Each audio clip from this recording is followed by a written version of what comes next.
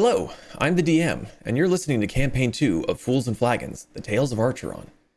We livestream on Twitch every Friday at 6 p.m. Central. If you'd like to join our community and chat not just about D&D, but other games as well, come join us on Discord. If you enjoy what we do and would like to support Fools and Flagons, you can visit our coffee page. Donations and memberships are never required, but are always appreciated. We don't believe in gated content, and every bit of support goes right back into making Fools and Flagons an even better experience and helps to keep the podcast alive and well. We also have a merch shop where you can find t-shirts, stickers, hats, kitchen goods, and all sorts of Fools and Flagons gear over on Etsy. You can find links to all of these in the description down below. Now that we've got all that out of the way, let's get to the fun stuff. So grab your drinks and raise your glasses. It's time for the Fools and Flagons podcast.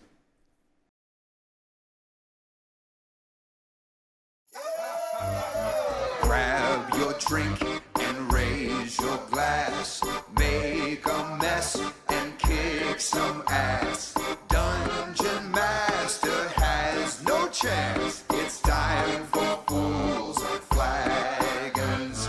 Raid the dungeons and slay the dragon. Sharpen your sword and prep your wagons. There'll be death and tons of magic. It's time for Fools and Flagons. Time for Fools and Flagons. It's time for Fools and Flagons.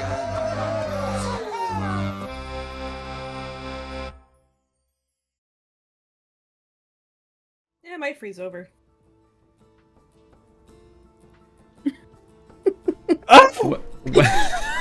Well, hello everyone, as we get a beginning of the stream shriek from James.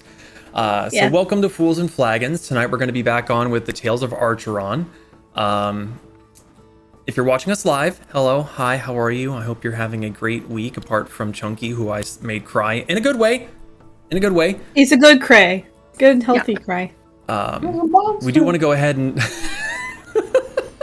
You're a monster! We want to go ahead and thank you all for your follows, subscriptions, and bits here on Twitch. While we do apologize that we cannot verbally recognize them, we will be recognizing them there in chat. Your support of us is very, very much appreciated. The fortune thingy, there you go. If you would like to support us, you can always check out our coffee page. We also have a Etsy shop. If you want to actually get something for supporting us, anything and everything goes to keeping Fools and Flagons afloat. Helps me continue to get different programs and stuff to make this all as nice as possible and to give you guys a good story with cool, fun things. Gene's having a day in chat. Speaking of Gene, we do want to give a huge thank you to her, Chunky Nugget, and Cargo. They are our tavern patrons over on our coffee page. Your support of us is very, very much appreciated. You help keep the lights on, keep the podcast up and running. Very, very much appreciated. Anyone else have any questions, comments, concerns? Don't forget to join us in the Discord where you will get daily Merlin picks soon, eventually. And where we post all of our stuff and things. We do post a lot of stuff and things, and not all of them are D&D related. So, we play games. We play Halo. I can't see my forehead. Other things we can't see foreheads. I can't see my own forehead. Yeah. Okay. Well, apart from that, if there's nothing else, cool. Grab your drinks and raise your glasses. It's time for Fools and Flagons. I drank all my alcohol, so it's now pure life. Microplastics. We're gonna get sponsored, Pure Life. Let's send it out. So this is the last. This is the last channel that would be considered pure. I'm sorry. Like you might get Zephyr Hills water. Zephyr Hills. Yeah. All right. Last we left off, the Tempests journeyed north into Zaan's homeland, the frozen region known as Rokasing. As with much of Archeron, Rokasing was a lizard in a rough way. I'm sorry. It's muted now. Oh, that's actually a good point. Where's my phone? Silence check. Oh, Nate would be furious with me. According to the Jarl of his hometown, many of the able-bodied fighters had gone east to Völsung, where other Rokasinians were gathering to handle this cultist threat. The Tempests headed east themselves, though it was a slow journey. Deep snows covered the path, requiring Cassie to deploy her spider-like legs, often to make it through some of the heavy snowdrifts. This did give the Tempests plenty of time to reach out to family, old friends, and acquaintances to ask for aid in the coming fight. They knew roughly where the cultists were, but not precisely where. Their hope was to learn more once arriving in Volsung. I actually wrote the wrong word down, so I'm gonna have to fix that. After taking the better part of a week to travel across the frozen expanse, and encountering a disturbing, cannibalistic giant elk along the way, the Tempests have finally laid eyes on the capital city of Volsung. We rejoin them now as they descend down the slope towards the makeshift camps gathered outside the city's main defensive walls. It's about middle of the morning. It has been snowing off and on for most of the week that you've been traveling across this part of the continent, but the clouds have let off just a little bit. You can see rays of sun. If you gonna be a good stream, because I can even fucking talk. Rays. Ray. There's rays. There's rays of sunlight just trickling down. There's rays. What would you all like to do? I'd like to contemplate the rays. How? Do they look slower Describe it to than me in other vivid rays? detail. Well, see, I'm standing up on top of Cassie and admiring the rays, though they may be a little slower than the rays in the south. They So are how many still rays are there? rays. Fuck all of you. Like, are they nice? What's their last names? How many rays are we talking about here? Do they make grilled cheeses at 3 We are a.m.? talking about 98 rays right now. Wow, that's a 98. lot of rays. Man, That's a these lot of books rays. are really basic when it comes to their naming. Yep. It's a common name here in Rokasing. It's like Marklar. Besides all that Mark shit, Lar?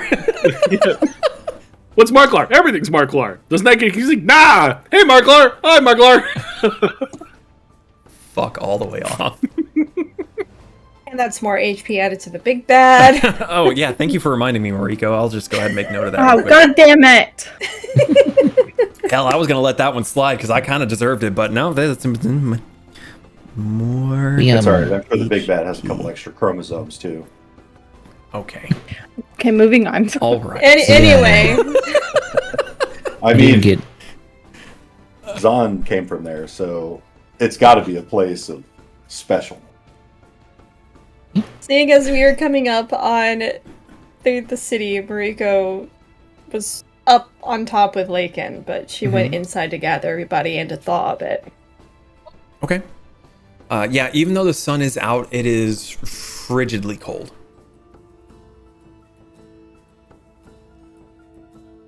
So where are people? Is Pez in his sauna? I'm on the bench. Okay. Well, Mariko's going to get anybody inside the cart to let them know that we're coming up on the city. The sun's been on top the whole time. Probably sitting on top of the towery turret Rapunzel thing. Towery turret. Rapunzel thing. Okay. Yes. Okay. Classic. Where's Kasumi? She is kind of just sitting down in the main area of the cart. Not by the bay window anymore, thanks to it breaking, but No, the window that broke was in the master bedroom. oh, I swear. Okay, my memory is not great. Okay, then Well, she's you by the bay don't window. often sit in that window area, so Yeah. yeah. So Mariko went to go let Kasumi know that they were coming up on the city. Okay. Look at Boba trying to calculate.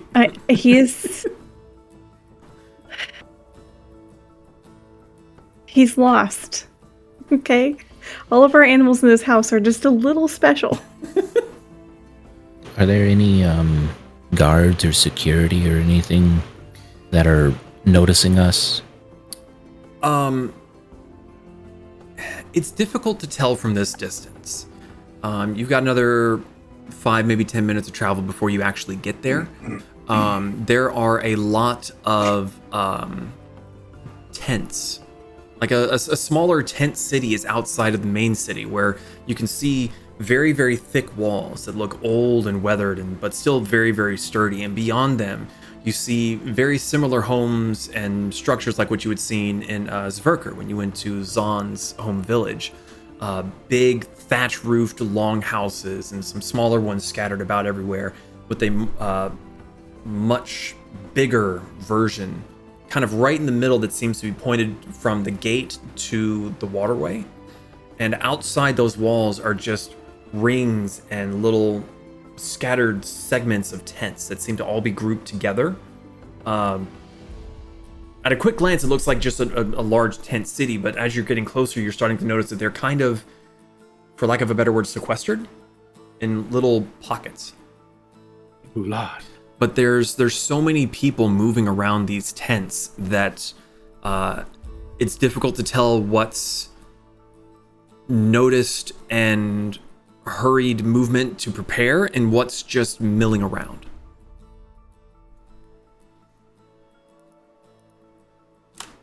Don, Yes, what? is it customary for your people to build tent cities outside of their cities? No, but to be fair, I don't think we've had a kind of end of the world scenario either, so, first time for everything. When they want to be inside the city? Well, to be fair, our cities aren't usually that big. Ah, fair enough. Do you know anyone here? Part of the military? Damn, Zaan looks out towards the tents. Does he recognize anybody? Make a perception check for me.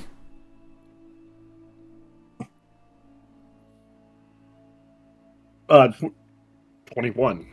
21. You stand on top of Cassie and you shield your eyes from the 99 rays. There doesn't seem to be any iconography or anyone that immediately catches your eye.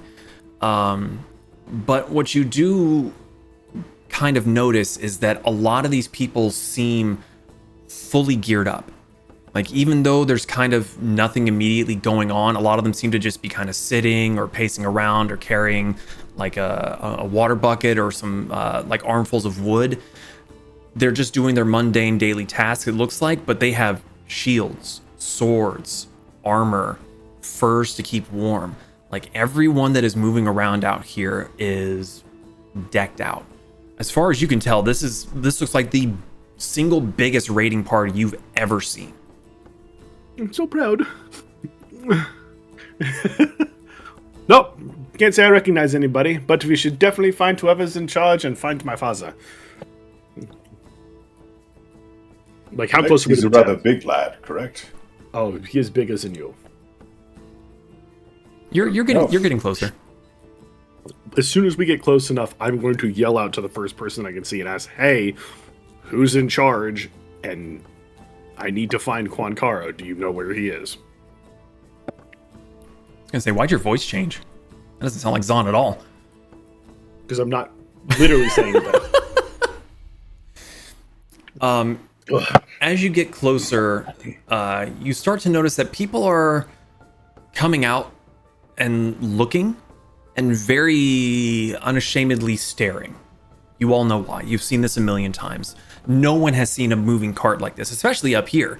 But you see a few of them start to like hustle closer, but then they see you standing on top, who are very clearly dressed the part. And they seem to kind of stand down. They're still wary, like hands on the hilts of their weapons and everything, but nothing's getting drawn. Nothing's kind of getting no one seems overly aggressive. They're not raising the alarm. Right. And when you call out to this, Cassie slows a little bit.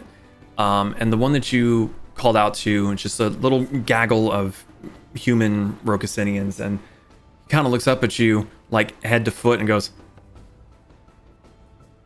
"It would be the Jarl." Oh. He kind of looks at you like, fucking duh. I'm sorry, it was more along the lines of I didn't know if he had sub-leaders or people who he, had lead smaller groups. My apologies, it's been a while. And I'm guessing he's in the middle of the town still? Well, he ain't going to be out here with us, riff-raff. And he just, like, elbows the guy beside him in the gut and, like, hits him hard. And the dude doubles over in pain, and the rest of the group around just start laughing. Well, thank you very much. Zaan just taps Pez. To the middle! As you start moving forward, he calls out to you and goes, "Hey, you ain't gonna fit with that." Why? Go ahead and try. And he just turns and walks away with his group. I was like, oh no, that was a legitimate question. Oh, okay. Well, I guess we're gonna have to park out here and walk the rest of the way. Mariko, you're up top, yes? She would have come back up top by this point, yeah. Okay, well, he's in the middle of... Okay. Overhearing this conversation, and any of you that have a decently high perception would start to see that the trail that you are currently on is packed with people. And looking through the gates that are currently open, the streets inside Völsung seem to be almost standing room only. There are hundreds of people. Riku's gonna lean over and look over to Zaan. There's too many bodies for us to get Cassie through. We're gonna have to find somewhere safe to park her. Is she gonna be okay out here with all these people? Nobody will touch her. Are you sure about that? Summon the axe in my hand. We could kill them. No, we need the people. Oh, You do not. We have Later. all this time saving people and killing other people. We're saving my people. No killing. it was a joke. It was a good joke. Zaan just stares at Mariko. 9. Yeah, should be 9 safe. what? Just lock everything up. 9 people you can kill. You heard it here first. No! No, people. 9 is no. No is 9. 9, no. No, voices 9. in his head again. No, what? No, maybe. No. We'll be fine here if we park or lock the door. Just tell somebody. As long as nobody messes with Cassie, I'm okay. If he messes with Cassie, they will answer to me, and the Jarl, and my father. And I'll put them on the front lines to die. I mean, Cassie could just pull out her spider legs and be elevated. I thought she was still on her spider legs, but yes. Generally speaking, when she gets closer to civilized areas, Civilization. she lowers herself down to her wheels, so she's a little more. Why? Why? Why? It's because your mic's not picking up anything. How? Your mic for your headset. That one is working just fine. Is this working okay? I appreciate the call to let me take the earphones off.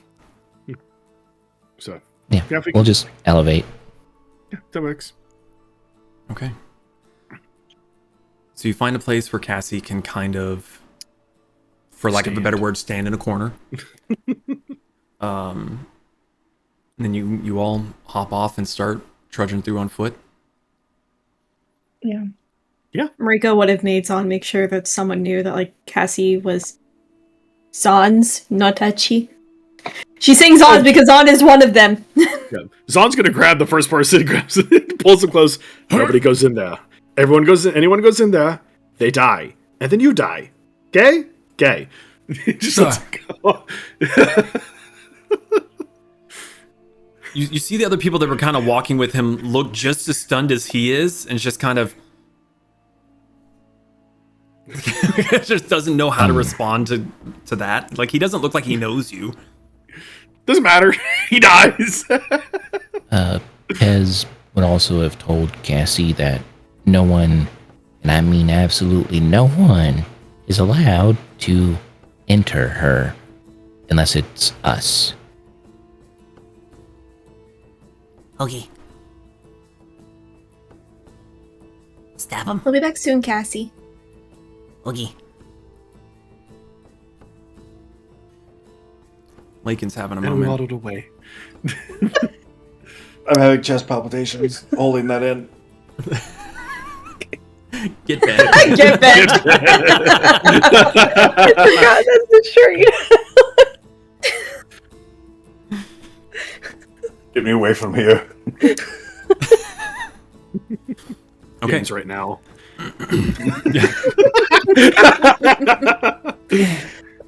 Yes, I'm so happy I got you that. Okay.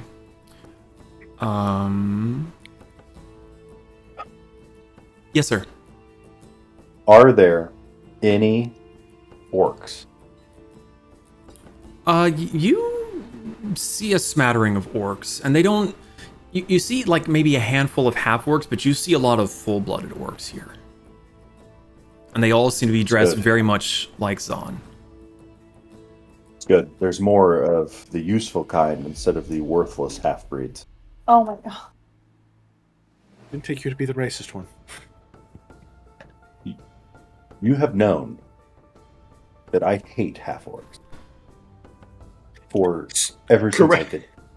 Correction. He's known while it happened that you hated half-orcs. About 5 seconds later, he's immediately forgot. This is Rokasing's finest hero.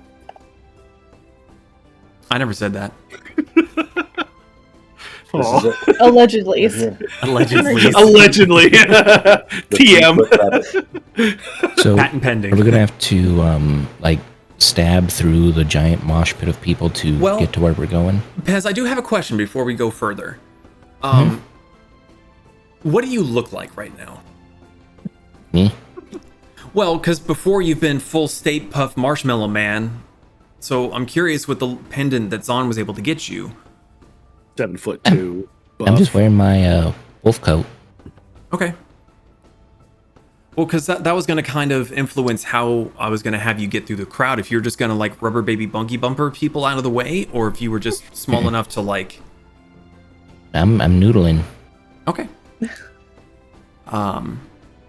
Yeah, so stepping through the main gates, you see that the walls are thicker than they appeared when you saw them from a distance. They're maybe 12 feet thick. Most of it looks to be timber, but it's very, very solidly built. And heading through to the other side, you see that the city is insanely crowded. People are filling the streets, moving here and there. You pass a couple of the longhouses towards the gate side of the city, and you can just hear hundreds of voices talking, shouting, singing badly.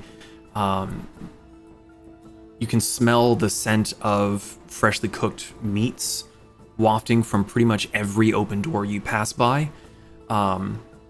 Zaan, it's been a minute since you've been in Völsung itself. A fair bit of your time was spent in Sverker, but you are noticing that a lot of the places that used to be used for different purposes seem to be sheltering people, giving them places to stay as the masses start to congregate.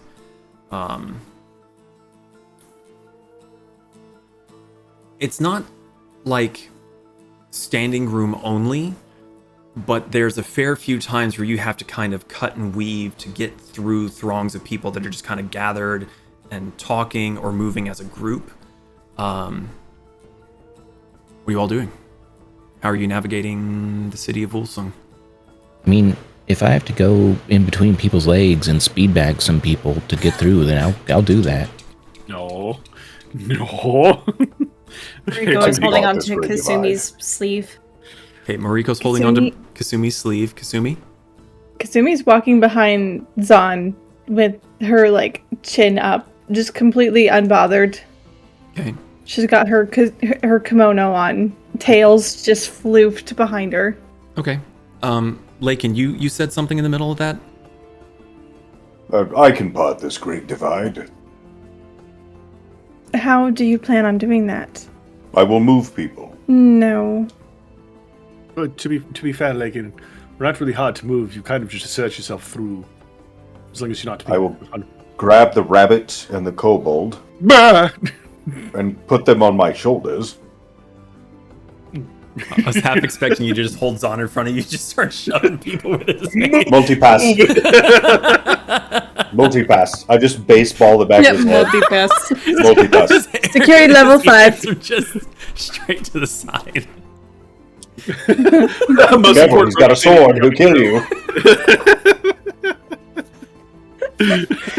He hasn't had his shots. Yeah, that'd be Mariko. He's not baseball palming your head. He could. Good. I mean, you could turn into something like a baseball palm. Just Yeah. raccoon. All right, Zaan. A badger. You have the high ground. What are you looking for? Where are you trying to head to? Realistically, probably the biggest building in the center of town. The Or longhouse? closest. Yeah, Okay. possibly. Make a history check for me. I will history. Hit rate. Poorly. Hit rate. 3. 3. It's been a very long time since you've been in Volsung. You don't... You're already struggling to remember your directions through here, and it doesn't help that anything that you could use as a landmark is probably behind a throng of people. Has helped me. Need to find big building, middle of town. What am I helping you with? Help me find biggest building, middle town. Looks important. Yeah, it's right What? there. It's right there. Son looks at the building, looks at Pez, looks back at the building. Good job. How could you not see that, Zaan? Listen. I am just taking in the sights. It's been a minute since I've been back in Rokasing, especially, Volsung, and there are a lot of people here. There are a lot of people here. It'll be fine. We've been in places with just about as many. And she starts second guessing that question and starts looking around. Yes, maybe not just in the main city. But Right. I mean, I lost count at 392. I didn't know you could count that high. I can't. Yeah, so towards the biggest building, just pets freaking laying on the head. Yeah, what Pez said. Okay. Lakin, I'm curious, are you being rough, or are you just kind of walking and using your mass to move people? Just using mass to move people. Okay. If it becomes egregious, I have ways to step it up from there. Fair. I'm curious, are you wearing your priestly garb, or are you in kind of the heavier fur stuff that you had made? I'm in the fur stuff because it's cold. Okay, I wasn't sure. Yeah. So wearing the fur stuff, you at least look somewhat partially the part. You've got animal hides on you, and that's fairly normal around here. As you step towards the large building that Pez pointed you towards, there's a pair of fairly beefy looking guards. One is a male Goliath that he's about a head taller than you are, and there's a smaller orc figure beside him, but he's just got thickness to him. He's got that strong man build. He may not be fast, but God forbid he gets his hands on you.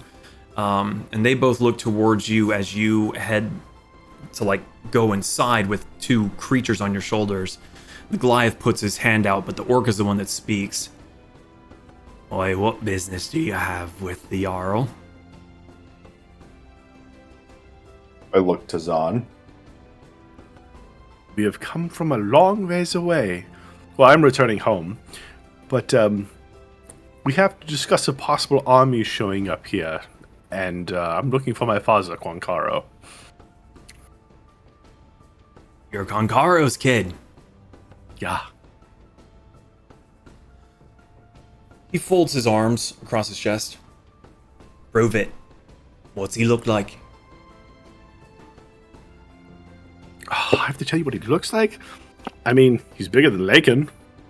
Don't know who that is. Zaan pats the orc's head. Him. Oh, him. Right. Okay. Blue. I mean, looks nothing like me.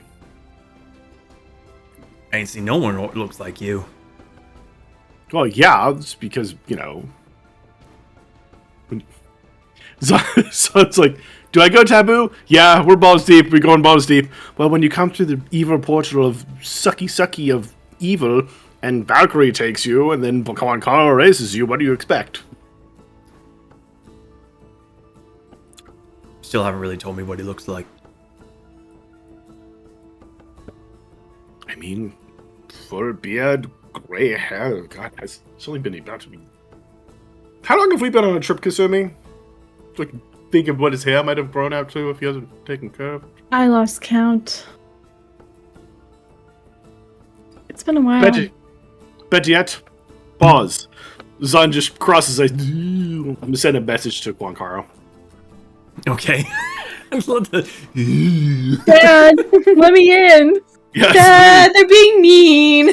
Dad, get your Goliath ass out here and let us in. My fake ID ain't working. Love, Zaan. Well, Hez, when your little mercenary thing says McLovin, that's not really how you get into the bar. That's fair. Okay, you send the message, and your dad isn't exactly familiar with spells. It's not really his forte. So the four of you hear him shouting from inside. Zaan hears him shouting in his head. Ah! Feedback loop. Yeah. Just a little hum in the drum. And you see the orc kind of flinch as he hears him calling. He's like, right, going in then. He's kind of like checking around. The Goliath beside him is just kind of chuckling. He's like, shut it. Zaan's rubbing his ears. Ah. Yeah, Lakin. Okay. This longhouse is different. It's much bigger. It's much grander. The columns here have carved ornamentations in them. Many of the depictions are completely unfamiliar to all of you. There's people with weapons and creatures. Surely there's probably a story involved somewhere, but their meaning immediately kind of escapes you. There's a sizable amount of people in here, but it's not packed to the extent that the other longhouses were. Everyone in here seems to be up and moving around. There's maps on nearly every flat surface, and some of them have even been nailed to vertical walls and flat surfaces there. You can see people are moving about with scrolls underneath their arms. They're talking to other people, making notes, running off back through the door that you would come through. On the long, what Zaan, you are now starting to remember is that this is the Jarl's longhouse. This is the feast house where celebrations were held. And the long table that goes down the middle of it is now completely covered in maps, books, tokens to signify where people are. You see various bits of weaponry laid about the place. Shields are leaning against the table, sitting on benches. The people in here don't seem to be as armed, and likely they've just set their things down. Towards the end of the table, you see a colossal figure. Very clearly, the cold does not bother this man much at all. There's a bit of fur collar around his neck, held on by other leather straps. He's got thick leather breeches on, boots that come up to his knees with fur around the edges of it. Apart from the bracers that he wears and the pauldron on his left shoulder, skin of his chest and his arms are exposed. Shaved sides of the head, decent beard, blue skin that's tattooed, and he's staring down at from the end of the table, at both hands on his fists as he's seeing you all come in. And the voice just booms out. "Zaan, my boy, come here." Like, and you feel Zaan adjust himself as both of his feet, crunch on your shoulder, and he shoots himself over to his dad. Turns himself into a torpedo of a bunny. So Zaan goes flying across the room and slams into this mountain of a Goliath, who doesn't seem to flinch or move or get staggered whatsoever. Just catches them, and you hear the excitement from Zaan followed by cries of pain as there's popping sounds as he's just getting squeezed by this giant Goliath. Zaan almost disappears in his arms. Not tonight! Tonight! It's good to see you, lad. It took you long enough to get back, and he sets you down standing on the table. He barely even comes up to Konkaro's chest, even with the ears. I would say I wish to hear your stories, but we're in a bit of a conundrum, if you could not tell. So what's the conundrum? You hear another voice coming from the central chair sitting at the head of the table. It looks like another Goliath, but much, much smaller than Konkaro. Similar attire, but much more elegantly designed. There's less battle-ready hardened leather, big fur cloak clasped at his shoulders, and he seems to be, just looks exhausted. He's kind of slouched in the chair, and he's not even making eye contact with any of you. He's looking at the table in front of him. If you have not noticed, many of our people are dying. We have not heard from the northern tribes. We are preoccupied. As touching as this reunion is, can we speed it along? Speaking of... Well, this wouldn't really be a reunion. So, and Zaan is assuming this is the Jarl. Very astute guess. He salutes. Be respectful. We reached out to a few of our friends. And if you happen to see a few navies show up, don't sink them right off the bat. You hear from behind you a familiar voice that you haven't heard in quite a while. Oh, really? How many? Your and from turns. Where? You turn around and you see Gemini sitting in a chair just off to the side. Zaan just like... Oh. She looks not in a good way. Most of her body is damaged. Her legs are gone.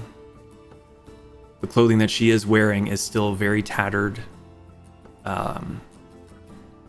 But she seems alert, and her voice is not hitching like it was when she was speaking to Kasumi, I believe. Mm-hmm. She's been sat on a chair by another table where another map is sitting in front of her that seems to have markings on it. a lot of it looking to be towards the upper part of the map.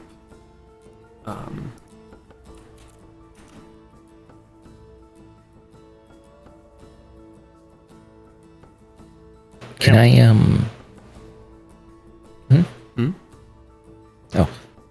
can I go up to her and start, like, inspecting her respectfully? Yeah, what are you trying to inspect?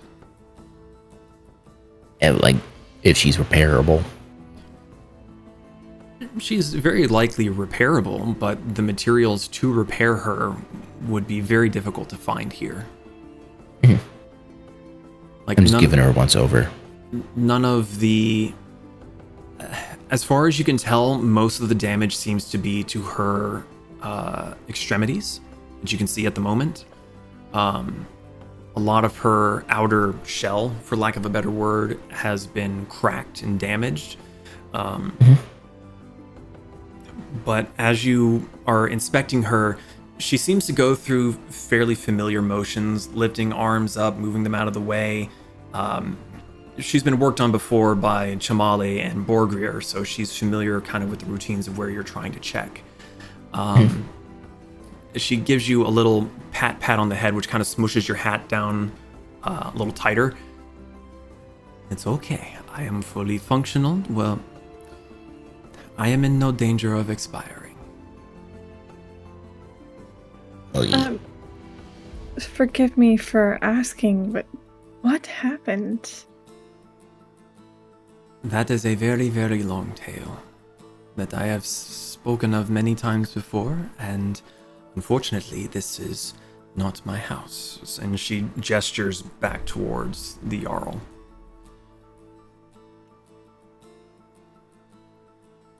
Alice later.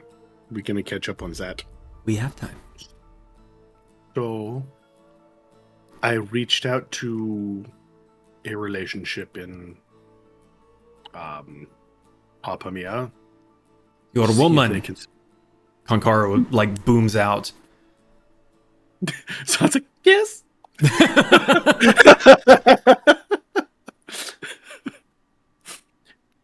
I think one of Zaan looks at between Pez, Mariko, and Kasumi. I can't remember which one of you, but apparently there's a navy about from High Tide.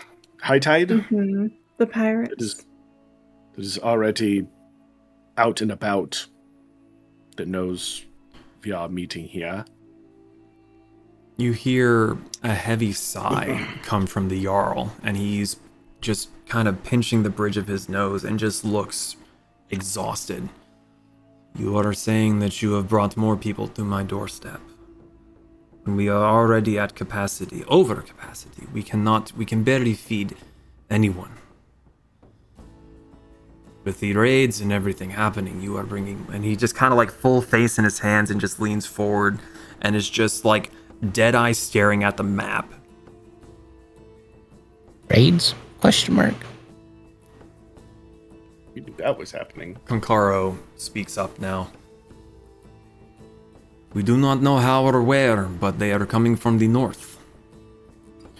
And he kind of points to the map and just does a generalized sort of like, meh.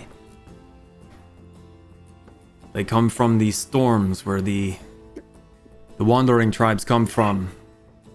And anyone we send disappears. Even before they took roost up there, only the Anvik and the Chinook could really navigate those storms safely, so we know where they are. And he kind of just like jabs a mega meaty finger on the map, but we don't know where they are. Yeah. Who are they? Are they like the usual rabble or something different? Konkaro kind of turns towards Zaan and gestures at him. The same ones my boy was speaking of to me many days. Interlopers. Interlopers, savages, purple plums. And he kind of leans towards you, Mariko. That one was one I made up. I like it best. Very proud of you for that one. It's really good. I knew it would Zaan like leans you. over. Zaan leaves over to Mariko.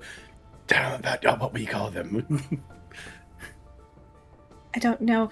But the reason why we have people coming here is because we are going to face the cult that's causing all these bad things to happen all over the world.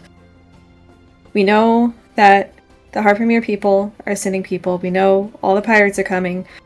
My father went back to Alai to see if he had any contacts that could help us, which I do not have a confirmation on whether or not that is actually happening. But we plan... our group is planning on going to find the source and take it out. I called my sister. The Jarl speaks up again. And how do you plan on finding them? When we have been trying for months.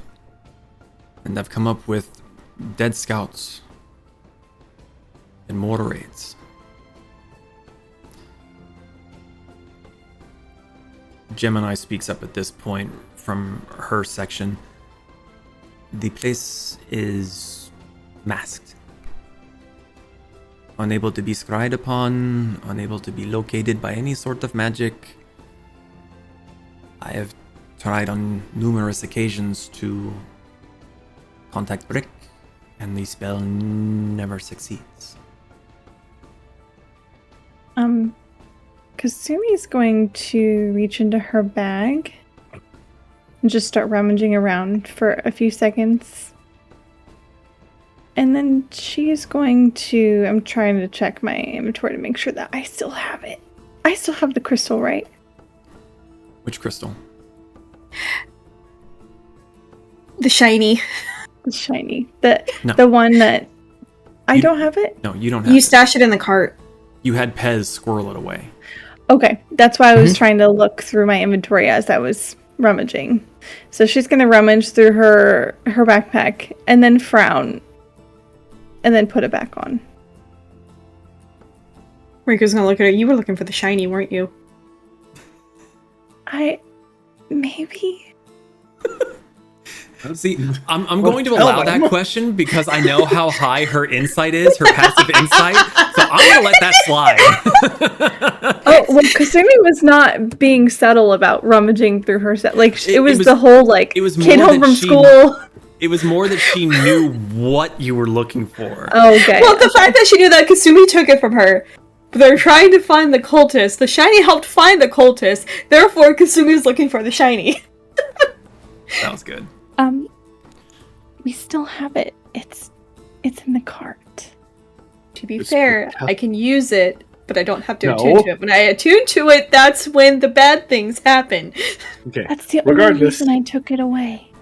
Why don't you tell them what it does instead of sitting here whispering when they can very clearly hear you? I'm in the pronoun game's fun. Hello.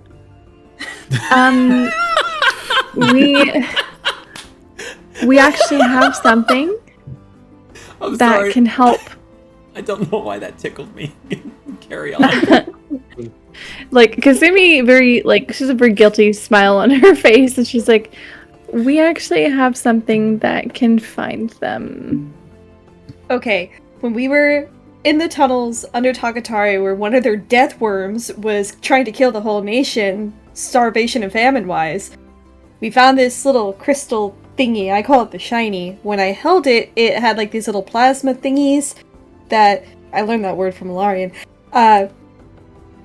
It pointed towards aberration, like creatures connected to the cult and stuff like that, and it helped me find the death worm that we had to kill. But when I attuned to it, You attacked. one time, no, I tackled you, trying to restrain you. Think of the crystal like a compass that will always point towards their magic. Mm-hmm. Well, not really their magic. Their essence. Vibe. Yeah, it only points towards them. Nobody else. Rika's just gonna slowly turn, cross her arms, and look at you. Yeah, that's what I said.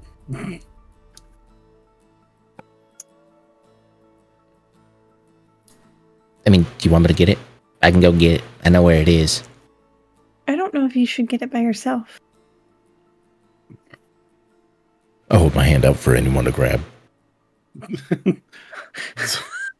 Zaan looks at Lakin. Can you escort him? Mr. Meaty Man? Sure. Just, Pez, don't stare at it for too long. Just put it in. Yeah, I'll put it in my tail bag. Oh, okay. I cast fly and fly out of the room with the... Through the ceiling of thatch. I'm not that big of a dick. But I could. You could. But I won't. could. But I won't. But I could. But I won't. We go past the Goliath and the orc outside, and I just wave at him as I take off. Sup, nerd? Bye. Hope you find her dad. I did. I hugged him and Look everything. I'll talk about confused. you. Shut up. Oh. Why is God confused? Well, because I'm trying to find my homebrew section on D&D Beyond. Oh. There we go. They've changed their website again. That's fun. That's nice. Very cool. Also now trying to remember what the hell that damn thing was called. Crystallized neural node.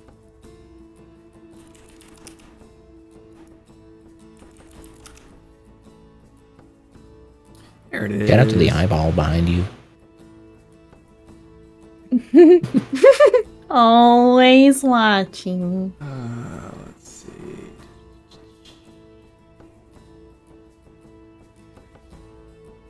Okay. All right. So, Lakin, you go flying over the heads of everyone. Many people stop and stare, but considering where you came from, they don't seem to be really trying to stop you or shoot you or anything. Those of you left inside the longhouse, you hear Konkaro kind of chuckle once. Haven't seen spellcraft in better part of a year now, it feels like. Oh, is it affecting you guys too? Well, no, that makes sense. It was affecting she who shall not be named back home.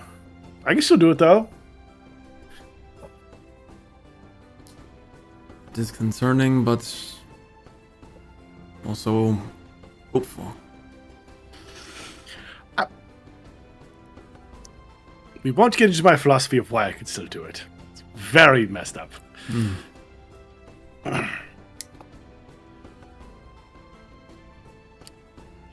So can this thing really find your way through? I suppose the best question would be, what is the range? This is the Jarl speaking. When we used to the tunnels, I would say it was about... Sorry, I'm still learning a whole bunch of stuff. What was the measurement that 10,000 feet? I give or take. About 1,000 feet. No, when I looked at it, it said 10,000. Oh wait, no. I looked at... you added zeros. Listen.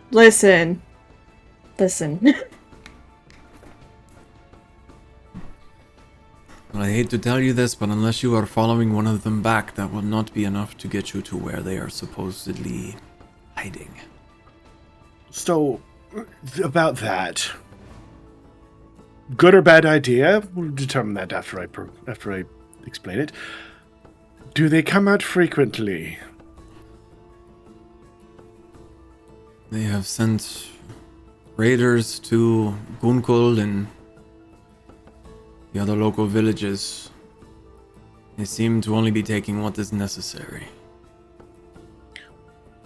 So what if I was to tell you that we have something necessary that the leader wants? Food, more bodies, Armor, Me. materials, you. Me. Both Konkaro and the Jarl look at each other and then back at you. Why would they want you, my boy? Zaan looks around, like, how many people are in this room? Like, a lot of people? There's a lot. Now, granted, the amount of people that are in here and the amount of other conversations that are having, unless you see someone specifically sitting there and watching and listening, your conversation might go unnoticed. So, I may or may not be related to the entity leading them? The Jarl just slowly looks up at Konkaro. He kind of like realizes that the eyes are boring in the back of his head. And he looks and goes, "It was not me. I did not birth him." And while Jarl, Jarl's not too familiar with Zaan, I'm guessing. Like, he's probably never met him. You've seen him before, but it's like you've been in the feast hall. But he's over there and you're way the fuck over there. Compared to him, no offense, compared to him, you're nobody. You're just another face in the crowd. So, Dad, I have not always been this blushly snowy white color, have I? No, but I kind of like to look better. Me too. You hide in the snow much more effectively. Yes, thank you. Finally. So this entity kind of sucked the color out of me, and then later on we kind of find out whenever I banish myself, I go to where he exists. And based on the oh god, hold on a second here, big words coming out. Specifics. We'll use specifics. The specifics of the spell. I don't get to choose where it goes if I'm from a different plane of existence or a different plane. And then he kind of has... And then he kind of has people who have said that he wanted me. And when I use the shiny, it always shows me where he is. No, it doesn't. You can't prove that. Speaking of the shiny, it's about now that Lakin comes rocketing back in through the open front doors with Pez in tow. Hello. Welcome back. Like superhero landing, or you just kind of like straight pencil it?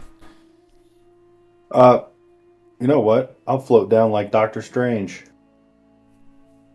Mary Poppins, y'all. A cloak appears behind him. He stole it from a guy out in the streets. You have no idea. No one will ever believe me. He just pulled a Bill Murray. He yoinked his cloak. No one will ever believe you, and just took off. I produce the crystal of destiny. Y'all want to know where I hid it? Is that a bouncy ball? No, it's a ball. It's a capsule. Oh, where'd it go? I was about to say, how did you not? Well, he held it up quickly and spun it. I couldn't see it. I hid it underneath the mattress that you slept on. I still remember. Oh, I feel stupid for never checking there. Regardless, yeah. So that thing right there. Oh, DM's got to show off now. I got you that, Rock. Come on. This would probably be like hand width of the shiny, I would say. I don't know. Would you say this is about a hand width of the shiny, Ian? Yeah, actually, it's it's kind of oblongy. Like one half of it, so it'd be about like. Mm-hmm. Yeah, give or take. Rock. Nice. Ooh, pretty. Do you? Sorry, checking. Oh, okay. Are you holding it out? Did you set it on the table? I'm holding it out for any pony to grab. Okay. You can see the crimson red line is pointing towards Zaan. It seems very strong, very steady. Mariko, you see Relapse. don't tempt me. You see somewhat faint tendrils of purple. Just 3 or 4 of them, just kind of slowly moving around the crystal. Oh, do I remember what the purple? Oh, that's a concern. What? Wait, is it the violet or the duskgloom purple, Ian? Duskgloom.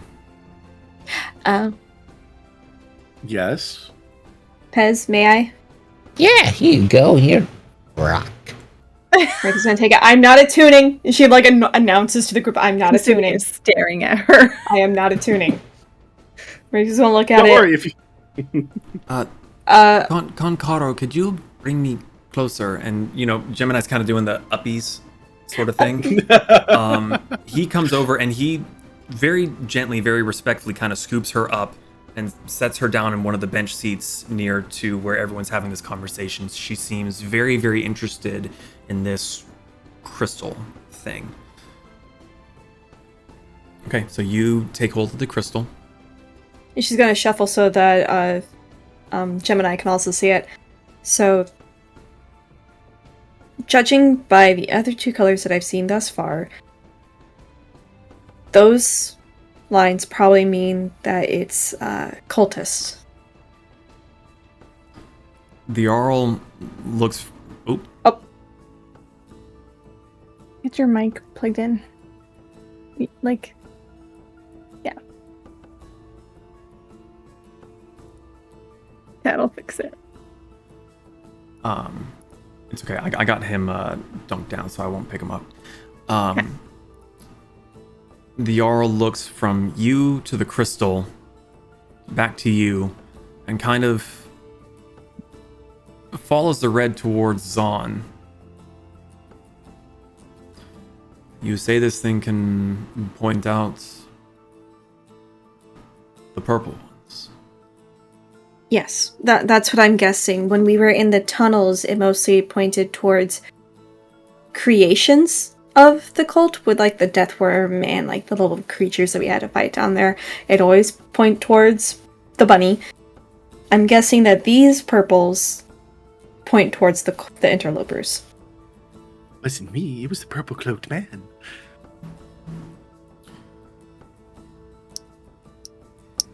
The Jarl keeps his gaze down on the stone. And without looking up, he says in the Rokasing tongue, so Zaan, you would hear this, the rest of you wouldn't know fully what he's saying. Listener, do you hear? And there's a voice from further down the table, a figure that's been sitting there and seems to have been flipping through pages of a tome. She goes, I hear, and I am intrigued.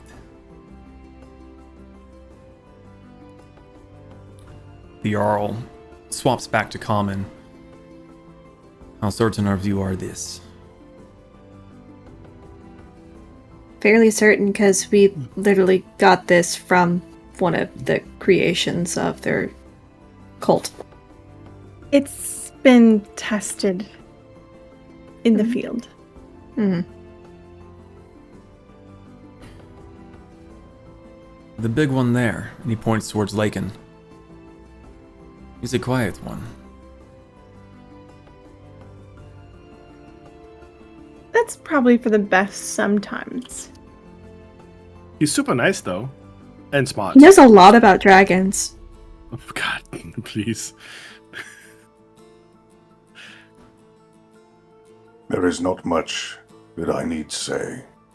I am listening.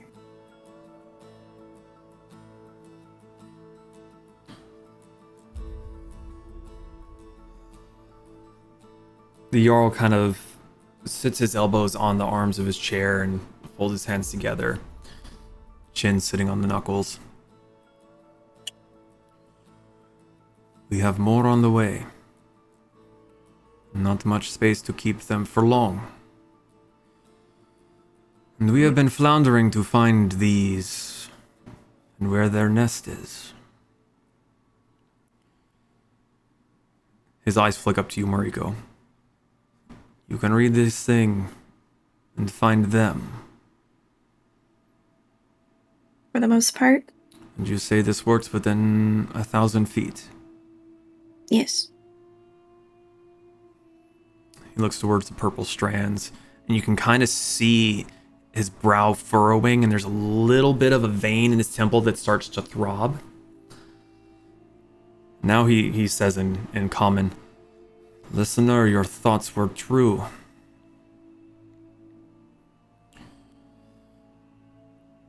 You five, you of Konkaro's son's friends, you will work with my listener, and you will find these purple bastards that are in my city. You will get all the information you can out of them, and whatever means you need to do this. You will find how to find them.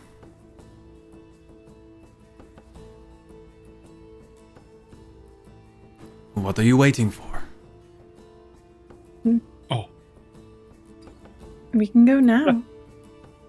There's a heavy thud as the tome gets shut by the figure sitting close to you. The female orc stands up, looks to be... Her attire is not what you would expect. Very common clothing, dirty, ragged, cloak with a hood that's been pulled down, black hair tied in a very short ponytail, deep gray-green skin, has a very intense look about her. No visible tusks that you can see. She looks towards all of you. "I am Skava Grimsdottir.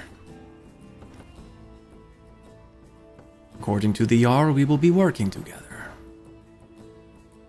Nice to meet you. DM, one more time, what was her name? I will type it to you.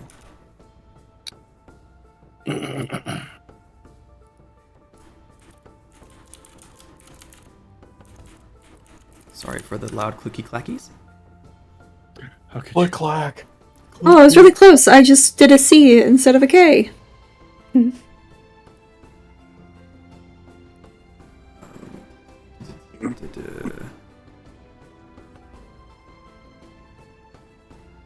Oh, she's pretty. Is she large? She's not as tall as you. Her head comes up to somewhere around your shoulder. So she towers over the rest of your group, but to you, she's very small. Not a hefty build, but a very lithe, athletic sort of build.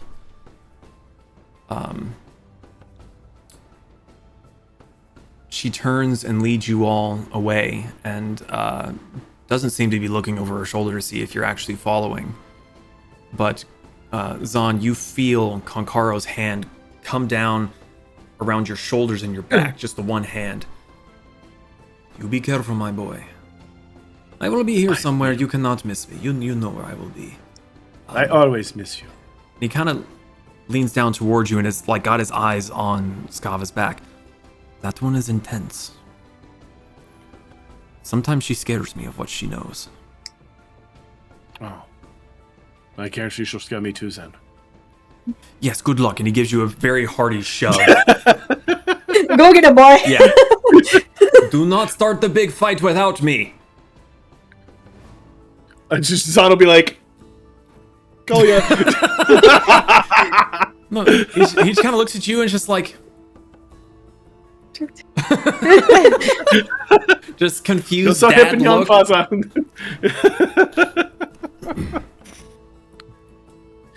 Lakin, I need uppies. Why? Well, because I don't want to have to push through the crowd, and you're much more substantial of a person.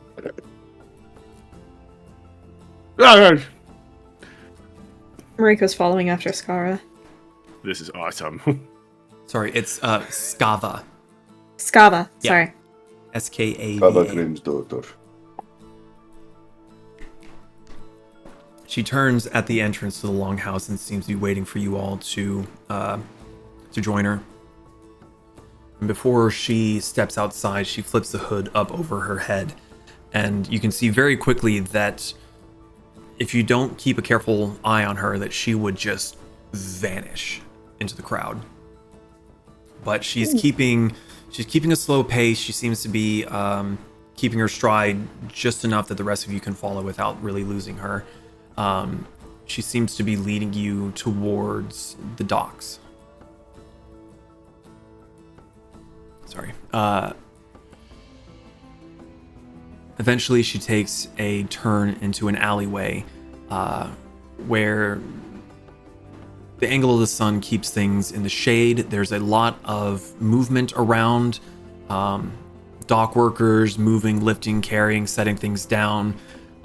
There's a healthy buzz, but no one seems to be really paying any of you any mind. Everyone here seems to have their heads down and they are working hard. Partway down the alley, there's a barrel. She turns, hops up on it, arms kind of resting on her thighs just past the knees, and she's peering at you all from underneath her hood. So, we are to work together to find these purple bastards, or what is it called? Purple plums? Purple dates? Some purple people eaters. Whatever they are. The bastards that are ransacking our home, and she's looking more specifically towards you, Zaan. So, let us speak.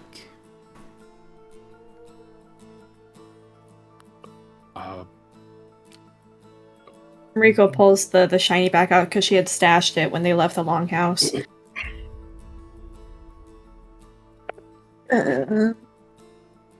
This thing, how does it work? So, it works just on its own. You have stronger abilities to search these things out if you attune to it, but I do not recommend it. Can have some bad side effects. But, it acts as a compass, telling you where, I'm guessing, the cultists are, where the creations are, and where the bunny is. How do you know? Explain to me as if child. How does it work? How do you know which? So, and she's gonna, move so she can see the shiny. The red always points to Zaan. There is a violet color that always pointed towards the creations of the cults, like the death worm that we fought in Takatari. These duskling ones, these deeper purples, they're new, but going by process of elimination, I'm guessing that they lead towards cultists. This does fit into my theory. I have for some time had concerns that information was being leaked, supply trains being attacked with a bit too much precision. I had no way to prove this. We have had interactions of them infiltrating into civilizations by faking to be people, because they faked being a orc leader down in the orc lands. They faked being a priest in Brahmana. And yeah. She gestures at the crystal. And if what you say is true, it seems like they have infiltrated here as well. Mm-hmm.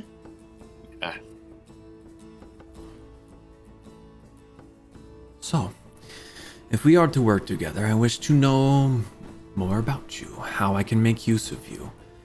I am the Jarl's listener. I am intelligence, and subtlety is my speciality.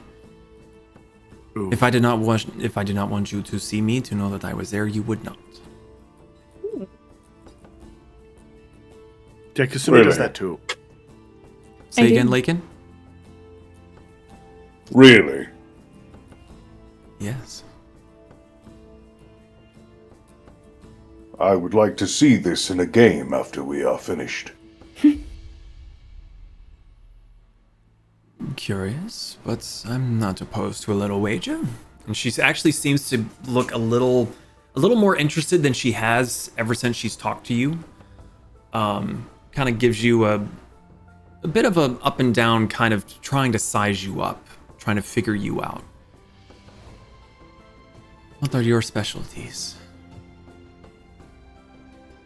I am usually the one in the group that stays amongst the shadows. She kind of quirks an eyebrow at you.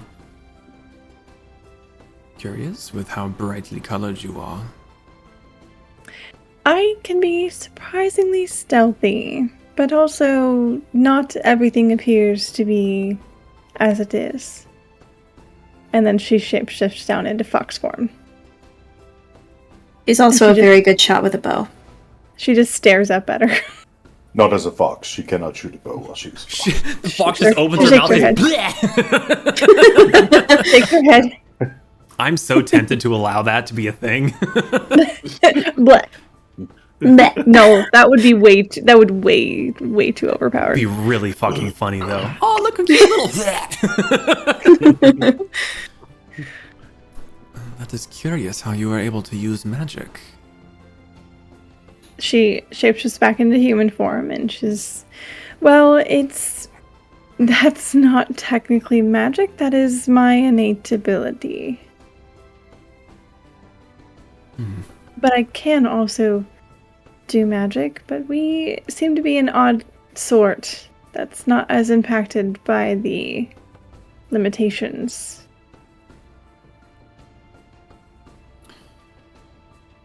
Well, does anyone else care to share? I am a druid. I'm guessing my magic is still intact because I tend to draw my magic from the elements. I can wild shape into animals, but I can also wild shape into the 4 main elemental subgroups. And I'm also Could be really useful. perspective. Sharp eyes? Sharp wit? Sharp eyes. I like to think I have good wit about me and insight, but Sometimes it's harder to hide from her. yeah. It's true.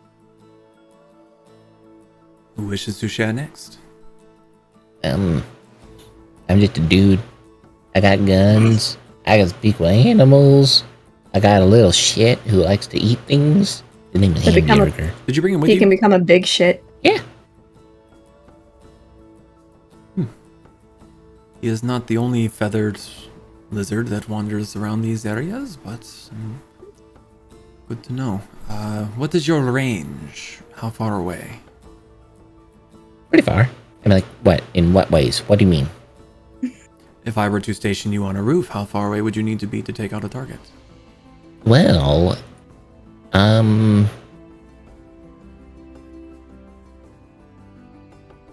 240 feet.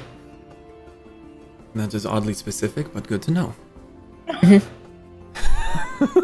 He's very smart. He doesn't look it, but he's very smart. I'm dumber than dirt, but I'm intelligent. Appearances can be... What? Wait, hold on, what? You just psychic damaged me. I don't like this.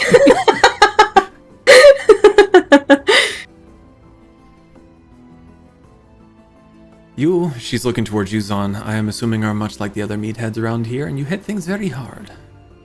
I'm not just a meathead. I'm also good at hearing things. And magic. I can still use magic. All of it's intact. Just like he holds his finger up and it sparks a little bit. Just a little... Kind of what I do. And I'm a priest, Valkyrie. You're very good at healing too, Zaan. I am. Thank you very much, Mariko. Thank you for reminding me that I'm actually useful. You are useful, and she like lightly shoulder checks you. Wait, no, you're still on Lincoln. Fuck, never mind. She turns her gaze towards you now, Lakin. And what of you?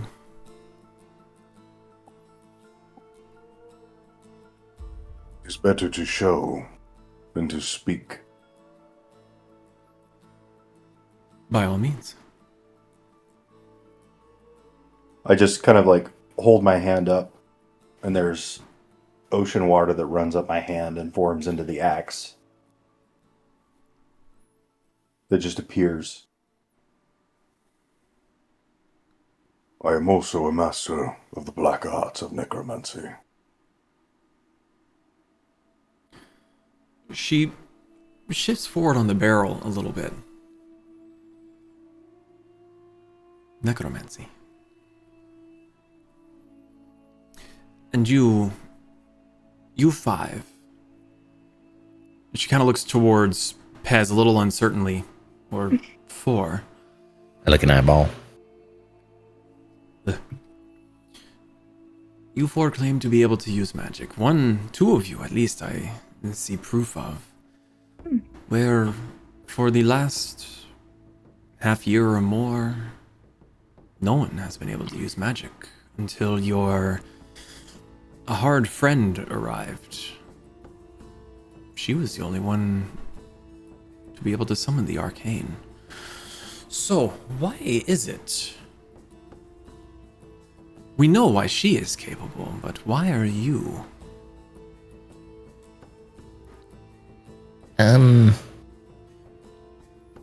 Well, it's a bit complicated. Because Coyote's in hiding? Kasumi just kind of like shrugs and then like kind of like lifts her hands here and does like a little incantation, and she casts like minor image of like a mini Shenshei. And she's like, Shenshei is like, you know, slowly kind of Noodling. Right, weaving from inflatable arm flailing tube man. Yeah, and she's like, we're kind of all secretly connected to the deities directly. I mean, I wouldn't say I'm connected to Erin, because I only recently reached out to her. I'm more connected with the elements.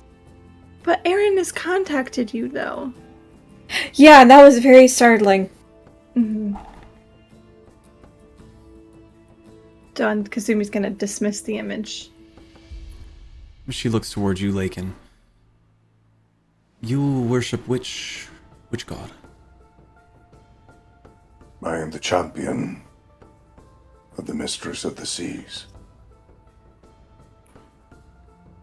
So she points to Lakin. Seto. Shenshei. Elements, or potentially Erin. She points towards Pez. You cannot do magic, can you? No, I can. And I, Don't my cast eyes it. glow, and dancing lights just appear in my hand. Okay, I was so scared you were gonna cast Fireball. I was very tempted to either do Fireball or heckin' Wind Wall, but I didn't ask how big the alleyway was. I said I guess Fireball.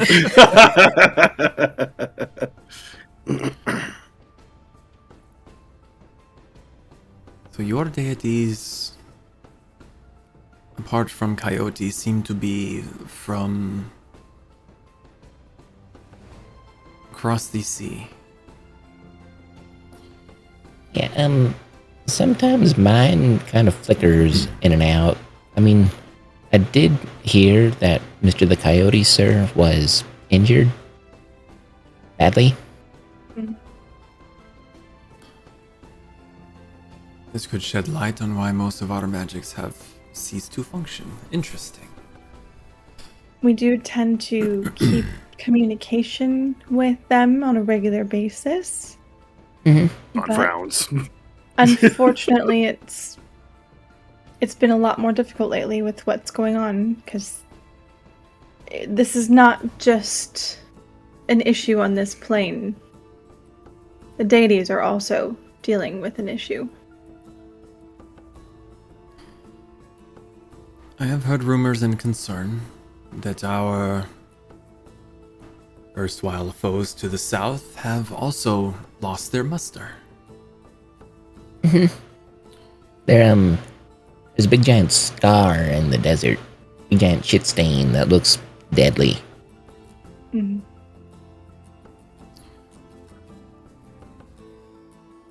Of your friends that you said were on their way, how many are coming from the east? From the eastern nations?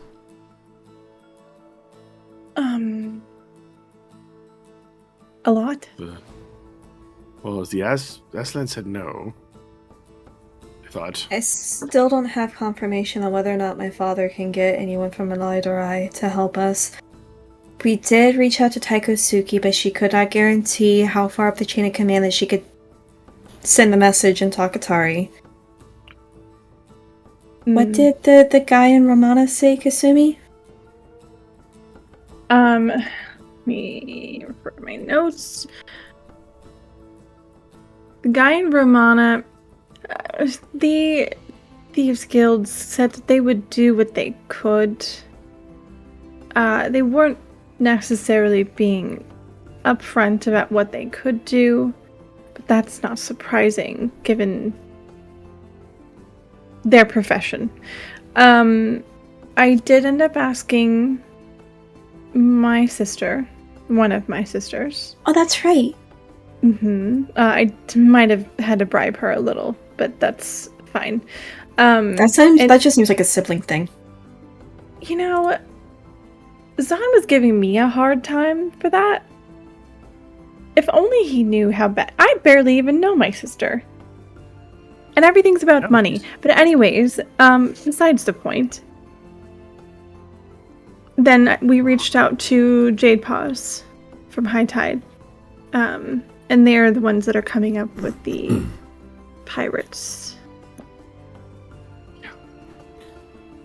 I did also reach out to my friend in the Tepedal Mountains to talk with her superior, who's able to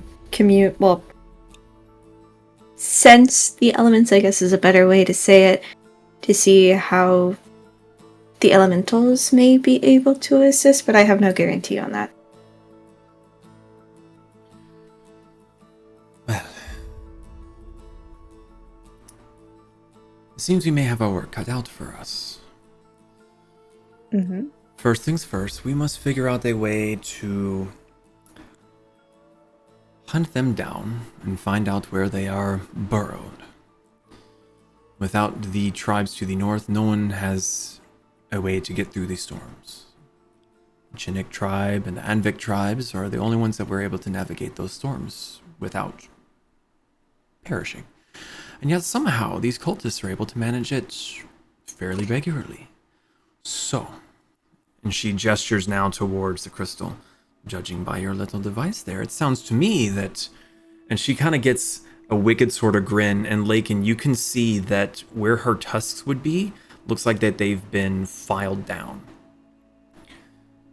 It seems to me that we have some people to question, and she turns her eyes towards you now, Lakin, and kind of gives you a wink, whether they live or not. Yes, I can do that.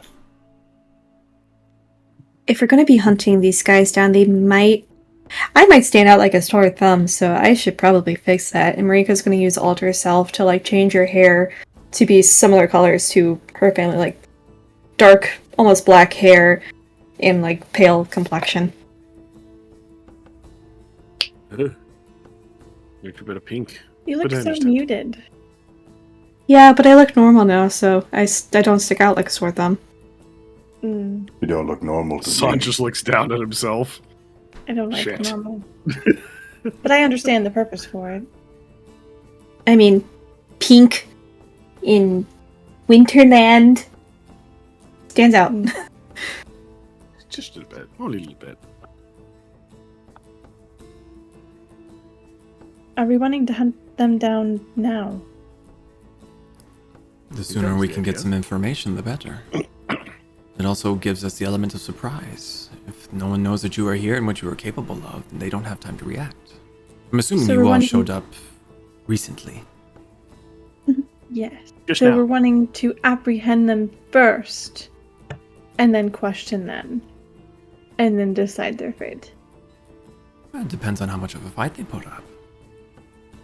If they resist and you are forced to put them down, and she gestures again towards Lake, and it sounds to me we have a contingency plan, so we don't need to be quite as gentle as I would normally need to be. Okay, because sometimes I can't control how hard or accurate I hit. And if I hit them in the wrong way, they might turn into a statue.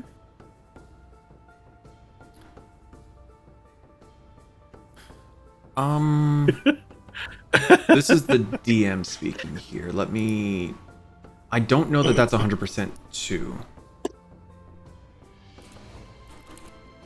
Let me check real quick. Oh, to see if I can choose whether or not. They may choose to expend the weapons charges. Okay.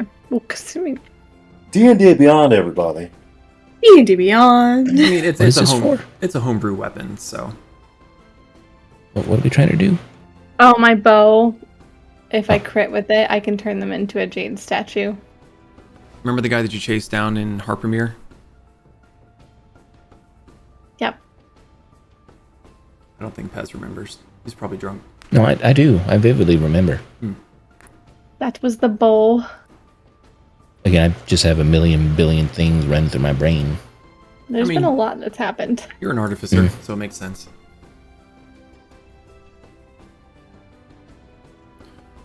I'm So- ready to go.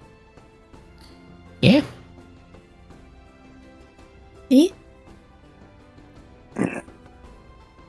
How do we wish to go about this? One of you has the item.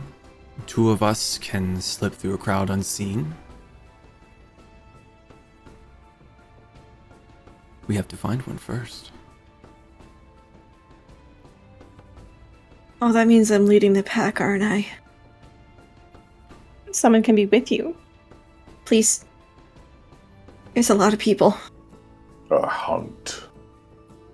Zaan, would you like to be next to Mariko?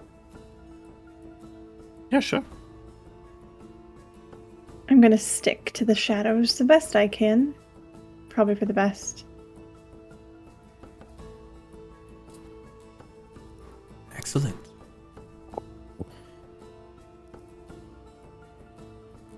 There's little else to do but to get to it. DM speaking again, above table. How are we all feeling? Do we want to go ahead and take a break before we get into this, or do we want to keep going for a little bit? Let's take a small break. Okay. We're going to take a quick break, and then we're going to start a manhunt. So don't go too far. We'll be right back. Whoa.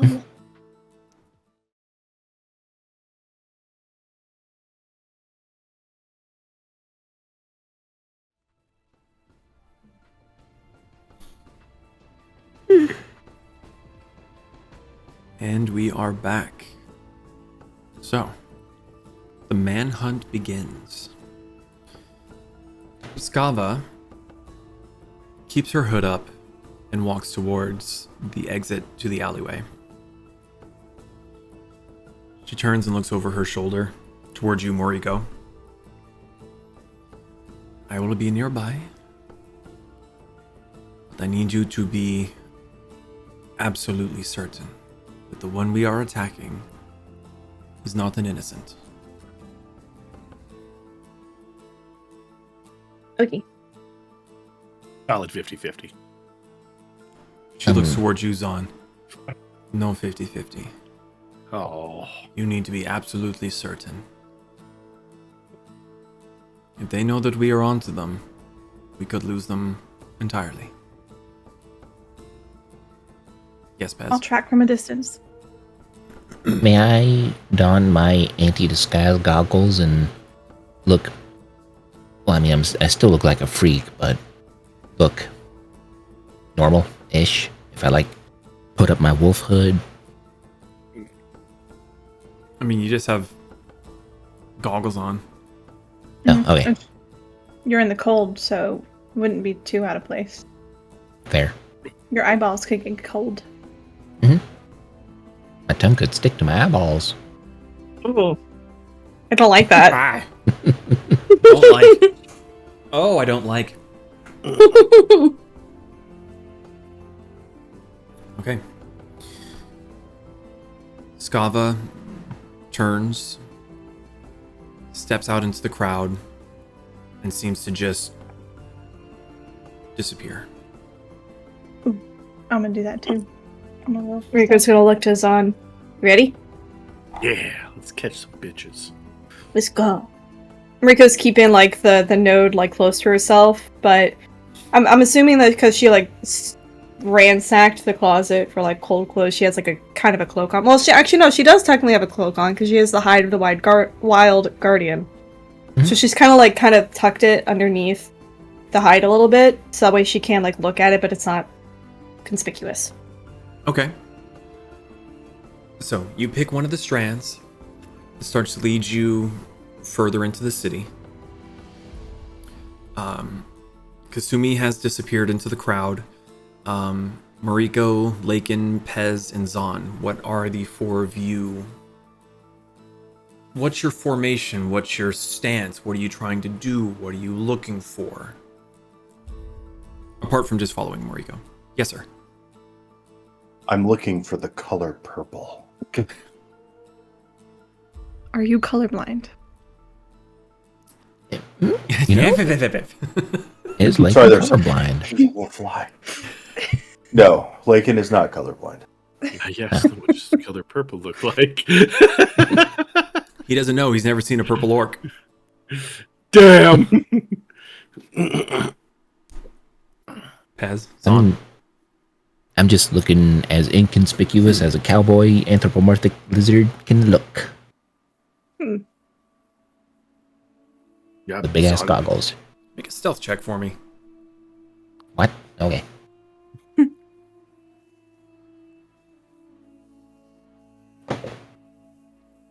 Ooh. Natural 1 + 4. You are not inconspicuous. You stand out like a sore thumb. Cowboy hat, very, very large wolf cloak, funny goggles, stomping around, just doing a little stomp thing. I'm like Woody in Toy Story 2. Zaan, are you doing anything special, or are you just kind of following the crowd? I'm keeping close to Mariko and just like anybody walks by, just nodding, smiling, just enjoying himself as best as he can, just not being stupid as much as he can. Okay. I need everyone to make a perception check. Mariko, make yours at advantage since you were using the device. I'm ready to. Excuse me. What the fuck is my perception? Natural 20. Fuck me. What does that total come out to? A massive, huge number. 22.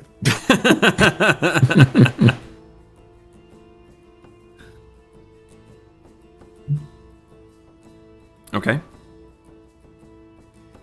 26.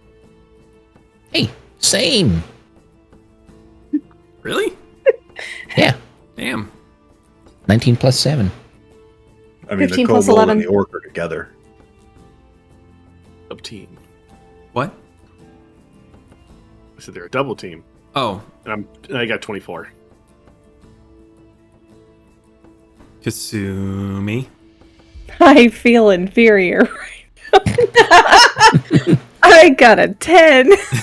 Oh, Hell yeah. at least it's a double digit. Yeah. You Proud of you. you saw Skava slip away into the crowd and thought, "Bitch, I can do that." And you did. But then you lost sight of her. And there's a certain sense of superiority that you're trying to prove, but in trying to find her to prove that you're better than her, you kind of lost sight of the mission. Ruh-roh. The rest of you are keeping an eye out for the normal telltale signs. You don't see any purple. Moriko, you pick a tendril and you start following it. Whenever it starts to shift, you find the next street over that you can take. You're worming your way around, brushing through individuals that don't really seem to be paying you much mind. They're just trying to get through their day, through the crowded streets, just like you are. You start to notice that the tendril is moving a bit more to an extreme, which is likely indicating that you're getting closer.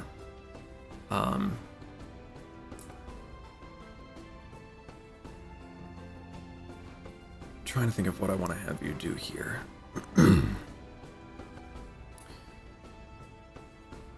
Are you just brazenly going towards the location? You're just going to beeline straight to it? Are you trying to be subtle? She is trying to be subtle, which is why she's like trying to make sure that the hide is covering the node, but she's still able to look at it. Make a deception check for me. Okay. I'm not too good at that. Oh, wait. I'm gonna guidance myself. Okay.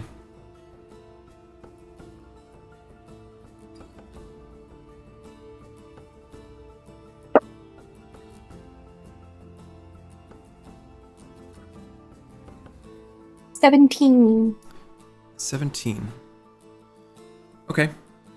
You see where the tendril is pointing you.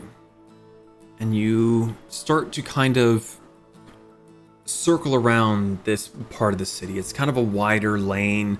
And judging by the ruts that you kind of have to step over, it looks like this may be a thoroughfare for some carts and wagons to come from the dockside through.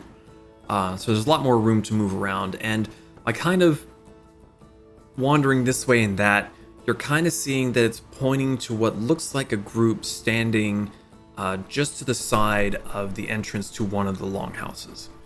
There's about 6 or 8 of them kind of huddled around talking, and it's very difficult to tell which one it's pointing to. With all of your rolls except for Kasumi, who is currently struggling to try to find you all again. Because she doesn't have her pink beacon. Yeah. None of them are wearing purple. They all look to be wearing furs, leathers, the same weapons, same general hairstyles. None of them really stand out as an individual among the group. I'm gonna play in someone's brain. Do I see, like, anything at all in their body language? They all look like they belong. I didn't like that. Lakin, you say you were gonna play with some brains?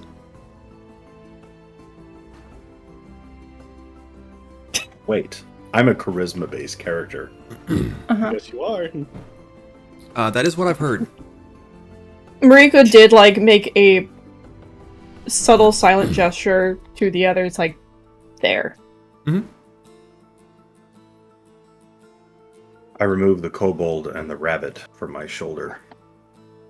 Okay. Allow me. Oh, please, I insist. I walk over to this group of 6 individuals. Are they all men? Is there a smattering of men and women? Of the 8 that are there, there's only one woman. She's kind of just leaning up against the wall, just watching the rest of them talk. Mm-hmm. As I draw nearer, what does she do as I approach? She kind of just looks towards you, gives you a quick up and down, looks a bit curious, but then seems to just disregard you and look back at the conversation the others are having.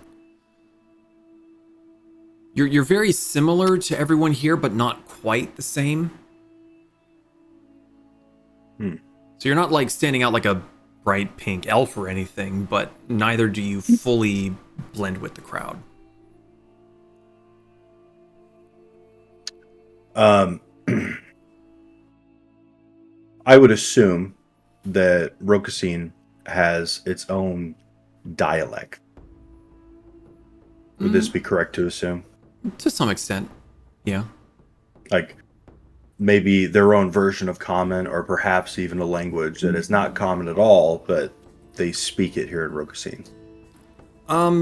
Some of the groups that you've passed have been speaking in common, but a majority of them have been speaking the Rokasing tongue. I cast tongues on myself. Okay. So I can speak fluent Rokasinian. Yep. And I go up and sort of like a weird change up to Lakin's voice. I's looking for a drink round here. Anyone know where it can be had? The group of men kind of stop talking to look towards you, and one of them pipes up. There's not many to be selling just ale anymore. You've kind of been rationing everything, so you're lucky to get a mug a night if you're first in line. Oh, when that cold's, that's not very good. No, it's lowered morale a little bit, it has. As this interjection of kind of casual soldierly talk,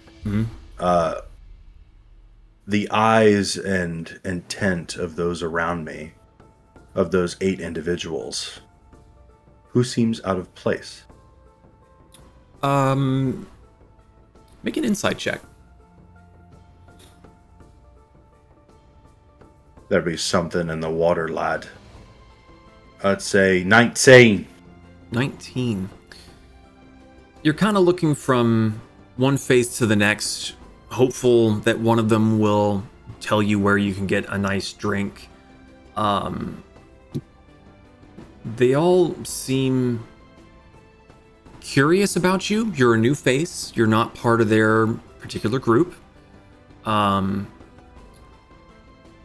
But one of the men there looks a little bit more concerned about you. There's a deeper furrow in his brow, where some of the others look like they're just curious about where you came from because your accent's a little bit different. But seeing Zaan behind you kind of seemed like you might be okay. Like no one seems to, you're not really bothering them. But the one seems a little bit more put out that you are interrupting their conversation. I point a finger at that guy. What's with this stank on your mug? You don't fit in. Where did you come Oh, from? eyes. I wonder, where do the rest of orcs come from, lad? Feel like that's a bit of a trick question, considering we've got orcs here that have been here their entire life.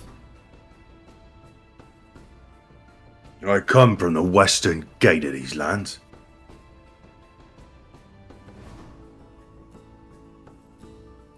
They all dress as funny as you do. Funny? What about me is funny? He kind of gestures at everyone else that's around. All of us look ready for a fight, eh? Yeah. You're just round here in your robes. I reach up and I unclasp the that wolf pelt from me as it drops, because I wear sleeveless chainmail, and you want to make bet on them words? You hear the rest of them kind of like chuckling and eyeing the guy that you've kind of singled out. No, sir. That's funny, it is. As I never known a Rokasinian to back down from a fight. It's not me own want for that. We've been forbidden to do it. Bigger problems and all. There's a big problem standing in front of you, mate. You take the first swing. See how the rest of these handle he who lands the first blow. Zaan chimes in. If anybody interferes, I'll have Quancaro answer to anybody. Well, you'll be answering to Quancaro. He looks towards you. Who do you think's one of the ones that said there's no fight between us Rokasinians? I know, but he's my dad. Exceptions. Make a persuasion check for me. Sure. Rico subtly taps you for guidance. What is guidance? D4. D4. These nuts. D4. These nuts. These nuts. Well, thank you, because that got me to a dirty 20 before I even add my modifier. You said persuasion? Yes. 27. 27. He kind of looks to you and back at Lakin. Look, I don't want no trouble. Just waiting for the big kerfuffle to kick off, eh?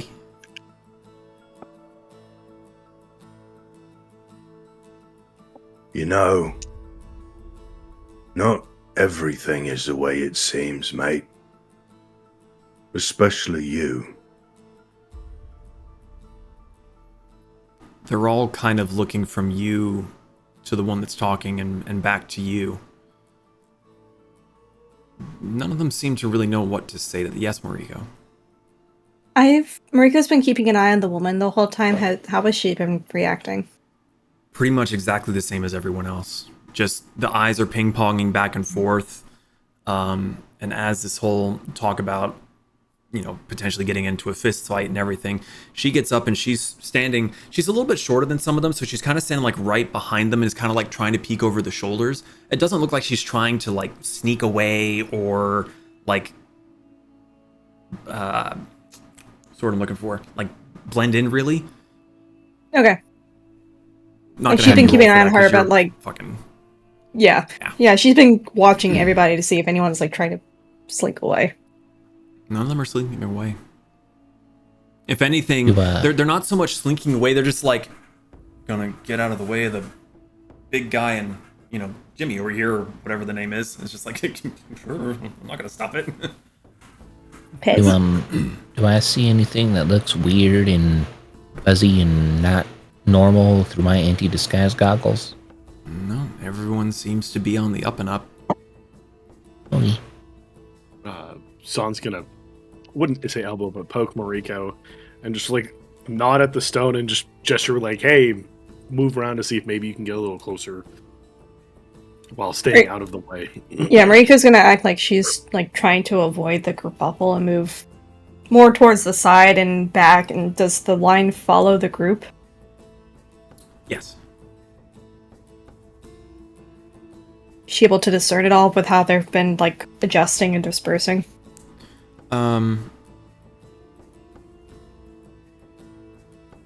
Make an investigation check since you're looking closely. Okay.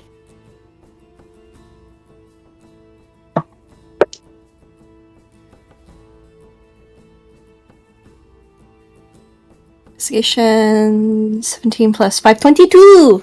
22. Seems to be pointing towards the one that Lakin is speaking with. If she catches Lakin's eye at all, she just gives the tiniest, slightest little... No, just double blink as a yes.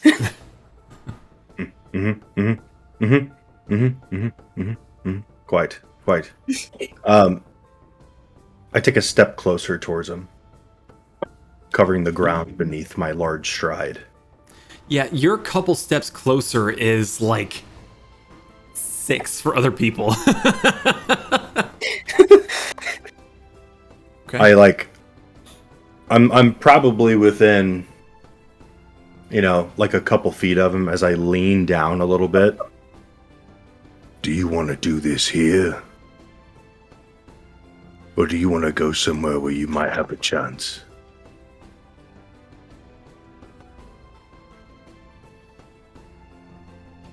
Make an intimidation check.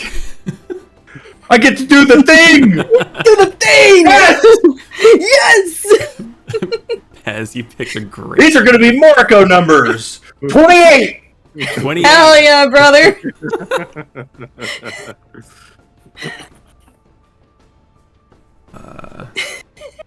You should be shitting your pants right about now. Should have worn your brown pants. He holds his ground, and he lets you get right in his face. And you can see just the slightest bit of sweat.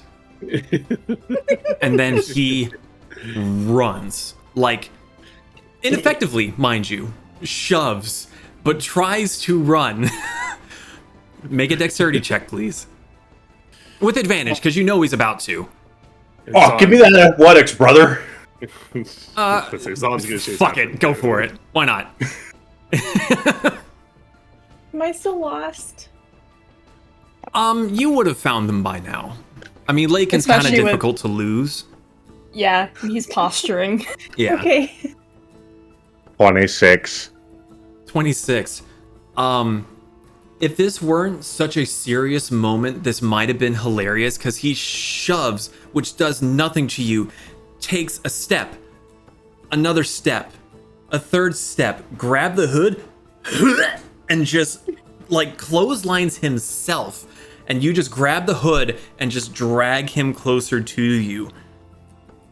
So I jerk him backwards, taking him off his feet, slam him down to the ground, and then I drop my knee into his belly. Wind gets knocked out of him. The others that are gathered around are starting to draw their blades.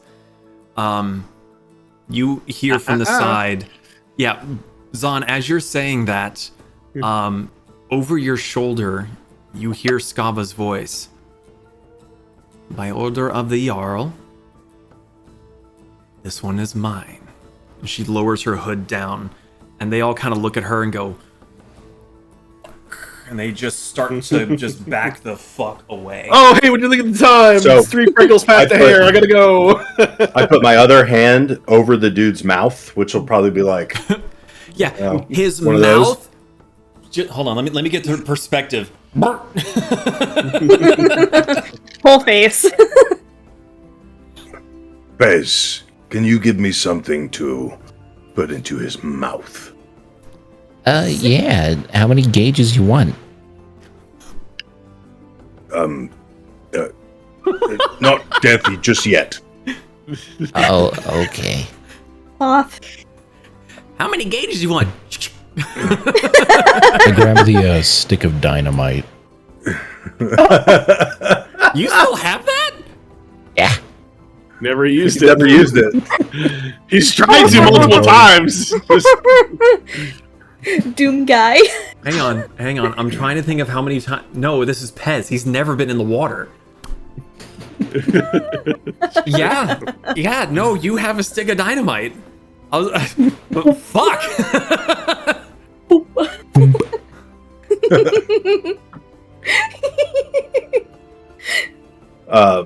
I take off a strapping of leather and I start like ratcheting it around the guy's wrists. And I lift him up off the ground in a crow position to where his arms are behind his back and they're torqued and his feet are barely touching the ground. Yes, Mariko. The crystal is still aimed at the dude, right? It wasn't any of the others. Now that you've gotten closer and the rest have kind of moved, it's pointing at him. Hell yeah, brother. I look over to Skava. She's not looking at you. She's looking at the rest and those that are gathered around. And she seems a little annoyed. but she's looking around the area. She can kind of feel that intensity. Yes. Shall we?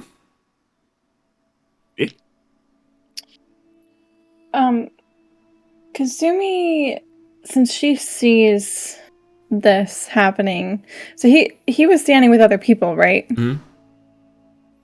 She's gonna walk up to those other people as they're apprehending the suspect. And she's just gonna kind of like cross her arms and be like, how long have you guys known him?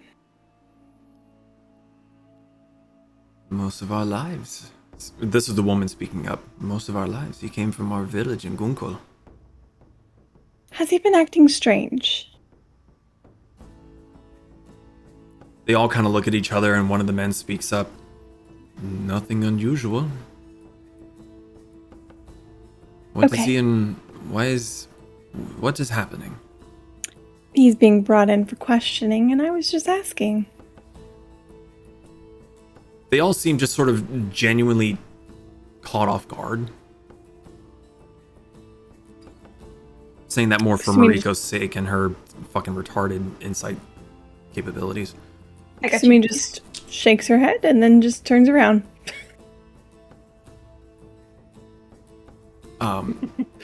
As you all start to head off, they cluster together and start like mumbling. Zaan says before we leave, if any rumors spread, we know who started them. Shh. Okay. Skava leaves her hood down.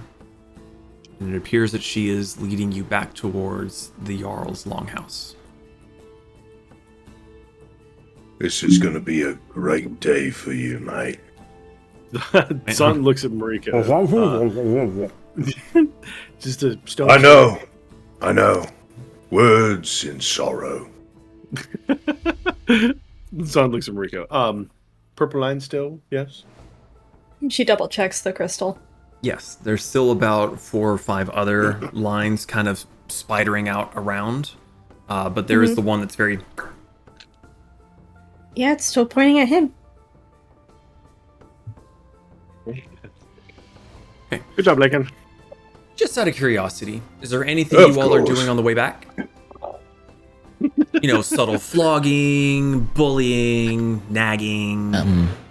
I'm just making sure that he doesn't chew too much on my dynamite that I use as a chewing stick. Cool. So, Lakin, I know that you can rip people's souls from their bodies. Yes! I mean, is there anything that we can do that's a little slower and much more painful? Oh, yes. That's good. So much more. And like, Zaan just looks down at this dude. It's gonna be very unfortunate for you. Mariko's just keeping an eye on the crystal, watching the different tendrils. Okay, or what specifically are you looking for? To make sure that the one is still aimed at the dude. And watching the intensity of the other 4 or 5 to see if they're getting closer, if they're moving away, what direction they're going towards. Just making sure that they're not getting, like, enclosed upon. Got you. Okay. Don't seem to notice any of that. The lines seem to be pointed relatively in the directions that you'd seen them. One of them begins to fade slightly, but that was one of the ones that was kind of pointing that way to you. So the way that you've been coming from. So likely you're just getting out of range of that guy or girl or whoever. Zaan, as you're kind of like badgering and poking fun, there seems to be more defiance rather than fear in his eyes as he's slowly starting to drool around the stick of dynamite. It's very hard to swallow when there's something, you know, shoved in there.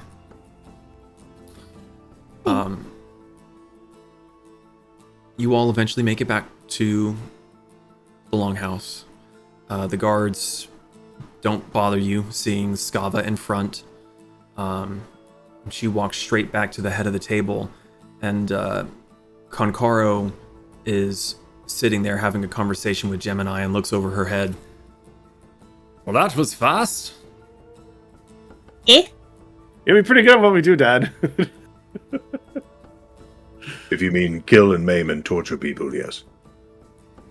Don't forget, no. Okay, fine, I burnt out a jail. It was fucking awesome, Dad.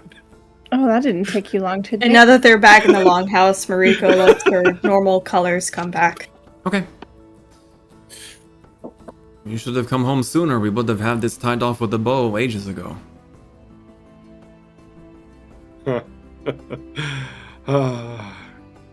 It's a big place. Lots of things to kill. I did forget to mention when you guys came in, the Jarl's seat is at the head of the table. Key. Behind him, there is a slightly raised platform with 4 sort of thrones on it. One that looks very similar to the one that the Jarl is currently sitting in. One that is slightly smaller than that, and 2 more that are smaller than both of those. They're all very, very beautifully ornamented. Behind those 4 thrones, much higher up on a separate platform, is a very beautiful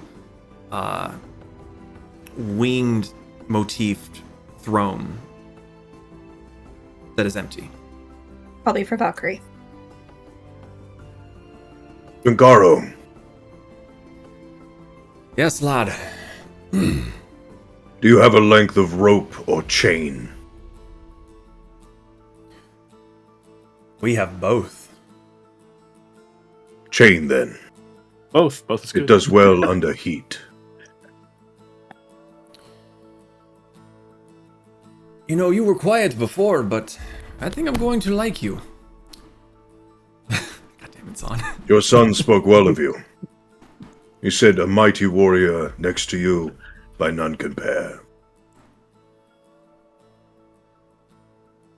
I am quite massive. Right. Let me see where I put that. And he gets up, and there's not many people that you've encountered that tower over you. He's got at least 2, maybe 2.5 heads on you. He is a giant. And he just, flings his leg over the bench and starts stomping around the longhouse, just trying to find wherever he seems to have remembered to put some chain. The Jarl is kind of sitting there in this sort of position and is just locked eyes with the person that you've got in custody. Skava has disappeared. You're not sure where she went. Once I have the chain, I will wrap it around the feet of the man at my behest. I will throw the other length of the chain over the central beam, over the hearth fire in the center. And I will pull the chain, hoisting this man upside down over its flames, just out of reach of pain, but enough to feel its kiss. And I will remove the stick of boom from its mouth. Not necessarily all in that order. On it. Yes, before fire touches boom, I remove it. Yeah, but I mean, the threat of just lowering the wick just low enough to... Oh, you thought... Oh.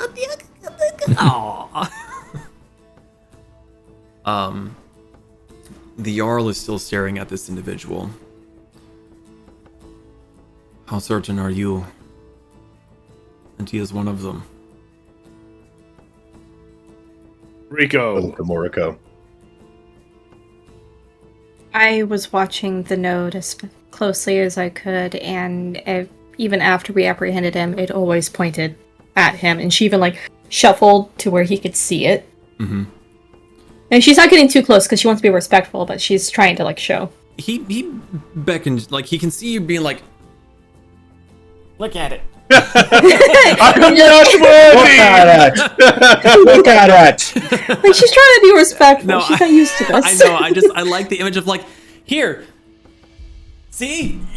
You can see, right?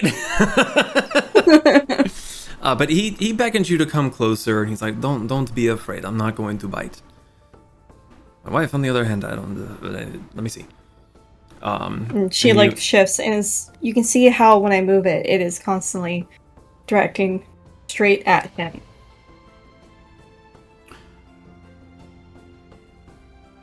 I see.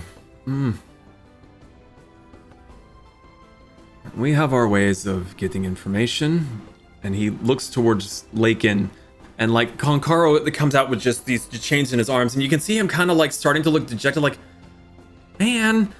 He's like, but I am curious to see your methods. And Konkaro like perks back up again. He comes over with the chains. You're starting to see where Zaan gets it. Just in a much bigger. This worries Lakin.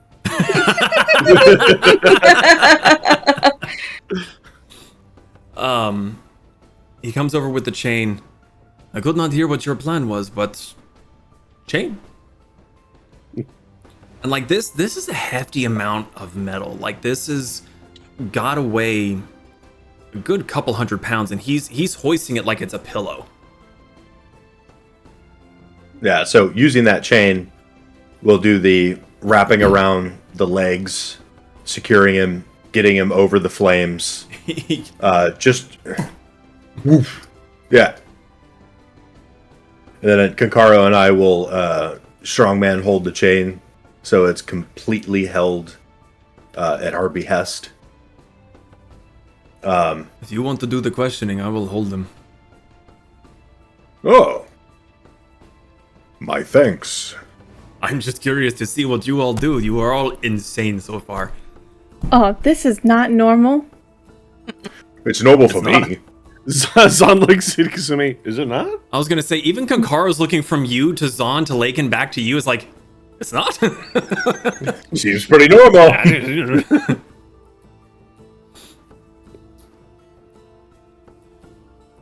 I'll stand Okay. off to the other side of the swinging dude who's upside down, just for positioning purposes. Okay. Oh, before we question him, I can maybe help him a little bit. So just Whatever you think is necessary. Konkaro is just also let me standing know. there, just being like, hurry up. Oh, okay. Zone of truth. Oh. I thought you were just gonna clap. My hands are cold. I need him to take. Sesame. I do love the idea that like Zaan's like, I can help, and we're like, okay, go ahead. It's like, I'm ready. Ask your question. Like, what the fuck did you do? Okay, but you cast Zone of Truth. How long does that last again? 10 minutes? Yep, 10 minutes. Okay, great. Look at my memory going along. Don't patronize me. I see you. We would never. She would. We would never. Okay. Gemini's kind of leaning forward on the table. I did not see many things from where I was kept. But I do know that it was cold, so we do know for certain that it is somewhere here in the north, so do not lie about this. How do your people... Or do. Hmm? Oh. I say, or do. How do your people manage to get through the frozen parts of this country with such unerring detail and accuracy? The man's face is starting to go red from where he's hanging upside down. And he's just staying tight-lipped, just kind of scowling at all of you. Does anybody have a feather? I have many feathers, but not one I can waste on him.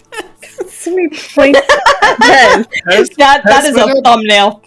Might I borrow one of those feathers, please? I grab a long ass feather for my hat that I've had in my hat since session 0. and hand it to you. I want that back. You will be more happy to give it back to you. DM, his feet are free of this chain, correct? I mean, they're in boots. Yeah, no, I'm aware. Not for long, but, I'm aware. Okay. Sounds good. He's hanging, right? Sounds like he can jump up on the chain, pull a boot off. And then pull the other one off. And then he's going to start to tickle. How do you intend to pull the boots off that are currently bound around with the chain? I'm going to do it really carefully with my sword. And just cut them off. Okay. So Zaan Keep jumps asking up on the questions, I'm chain, just going to do this. grabs a foot. An instrument of accuracy. Yeah, a great sword. Known for its Don't worry, dexterous wielding. You'll be fine. And being the opposite of sharp. Yeah, keep asking him questions. I got this. So just keep going. So Zaan's up on the chain, which is kind of like swinging a little bit from where he landed. He tried to grab a boot and it wouldn't come loose. Like, fine. Hold still. Kasumi looks horrified. Konkaro, Kasumi's turning around and walking away to sit somewhere far away. That was Mariko. Okay. Konkaro, Aye, lad. I believe our friend is cold. You know, I do think my arm's getting a little tired, and he just kind of lets it go up a bit. Going down a little bit. Heading towards the flames, you start to see steam starting to wrap around his head and wafting upwards towards you, Zaan. Some of the longer hairs start to singe, and the very unpleasant smell of burnt hair starts to waft around the room. Never get used to that smell. He's keeping himself tight-lipped. He definitely appears to be uncomfortable, but he's not talking. You know,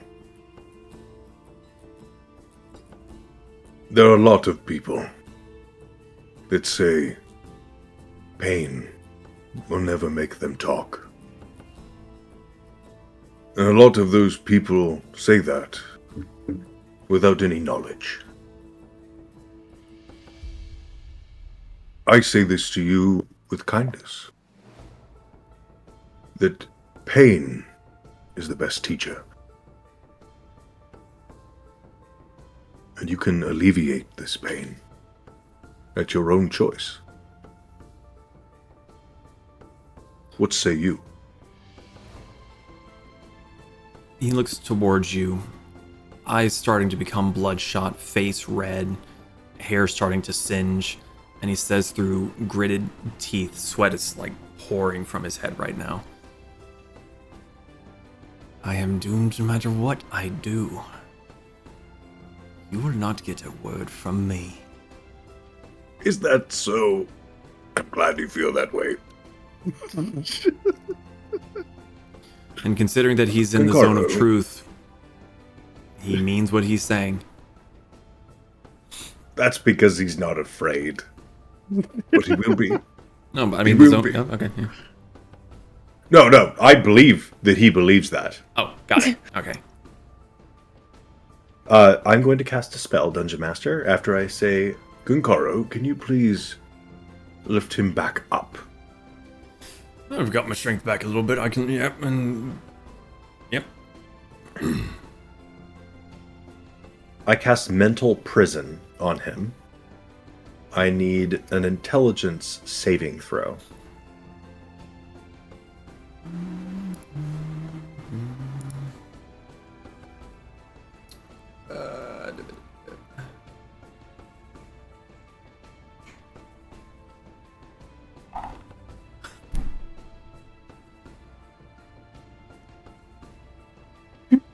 What'd you roll, buddy?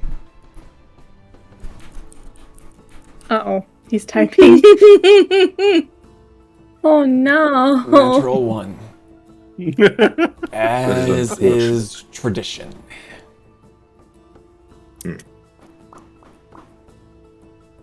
Well. Love it. God damn it.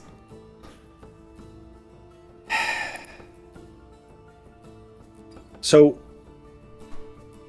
what happens with this spell is this is the exact same thing that I cast on Zaan, but a few weeks ago. Oh. This man's greatest fears now portray as an illusory cell around him.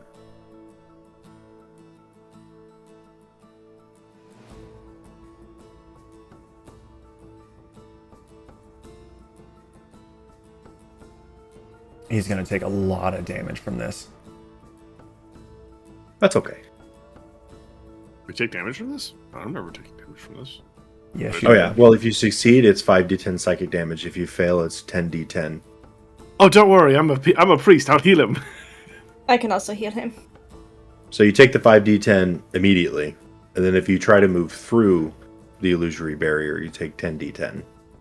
Well, keep in mind that that was a critical failure, so you're starting at 50 damage plus your rolled damage. So this is gonna hurt. Zaan's on standby with heals. I may be doing this with a sword, but I can take a break for a second. That's a lot of tens. That's 37. What's psychic damage? It says 87 so far. Let me see. Is he screaming? Is he giving out Sorry, I'm trying to find those something. last words that Gemini was trying to speak with him about? You know, as a way to reprieve from said torture? So I was trying to find something a little bit more Dark, properly, angsty, properly tortury. thematic. Yeah. Tortury. That's good. No, I said play.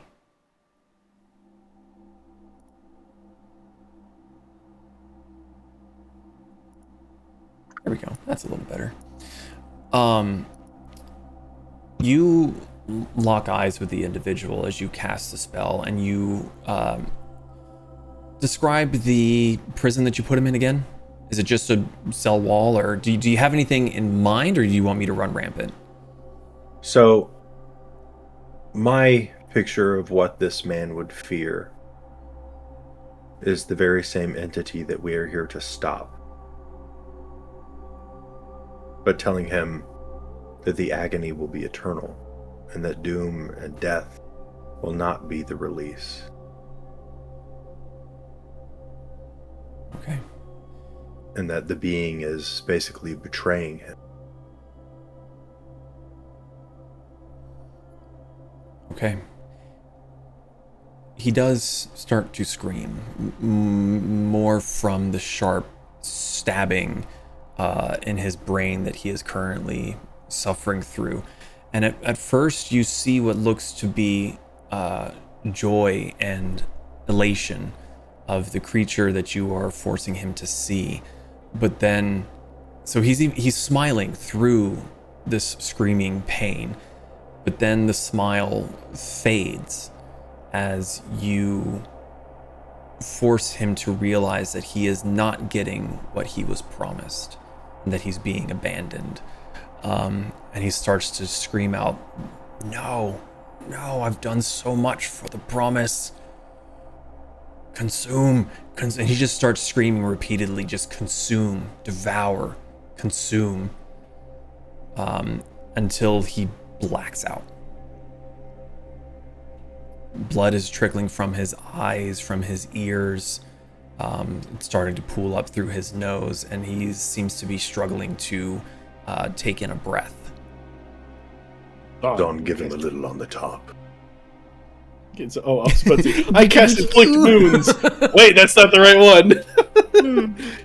Zaan will cast cure wounds at Keep it low. first level. Yeah, first level sounds good. Why can't I find? There we go. Well, I tried. 20. That's Funny. fine. That's fine. He regains consciousness and starts to cough and hack. Blood is spilling from the corners of his mouth as he's coughing up more blood. it was a lot of damage that was dealt to him. It was a shock to his entire system. But he seems to. I want to reach. Mm-hmm.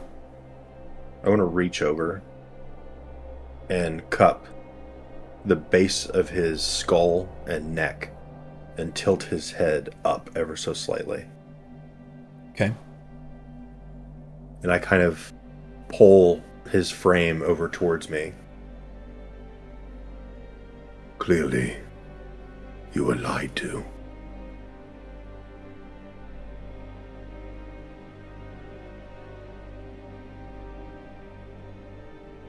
I'm sorry, I was waiting to see if there was anything more to that. Just that? No. Wait for some banter. Oh, okay. Just making sure that there wasn't more to it. No. It'll get darker, I promise. You promise? Oh, I promise. Promise? Oh, I promise. He is still struggling to kind of catch his breath, and you can hear there's starting to be like fluid in the back of his throat. It doesn't matter. He is coming, and it will be soon, and we will all die anyway. What's the fucking point? Divulge. Tell us where we will meet our doom. You don't have to go far. He will be here soon. You're close enough. Details, man. Detail. There is nothing to give.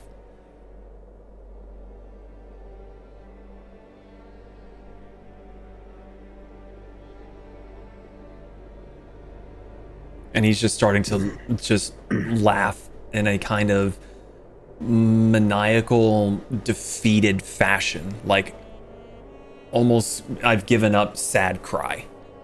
Laugh thing. Laugh thing? Yeah, it's the depressed laugh. You're trying to laugh through the pain, but it's failing miserably. Depresso.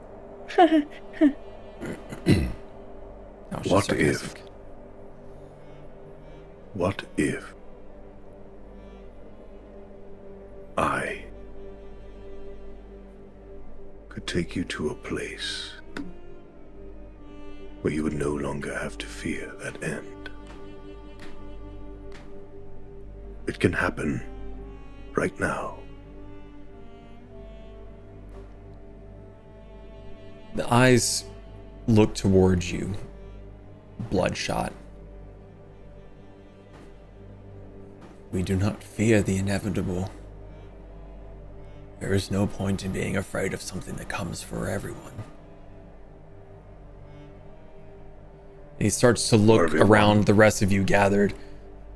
You are merely delaying it.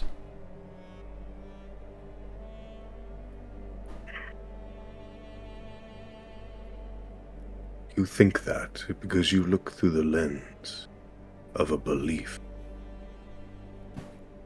And that belief is going to betray you before the end.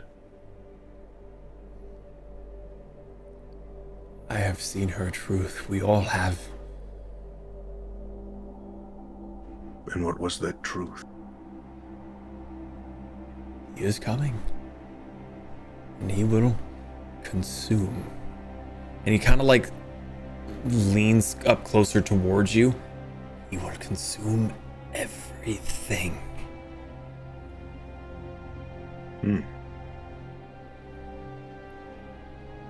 know, over my time, which is extensive, I assure you,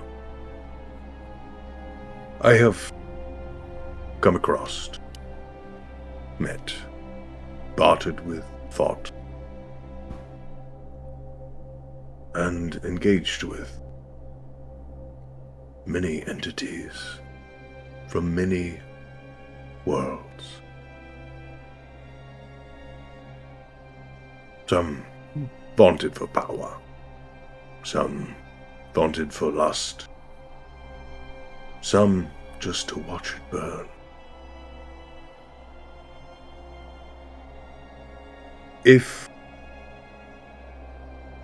he will eat and consume as you say,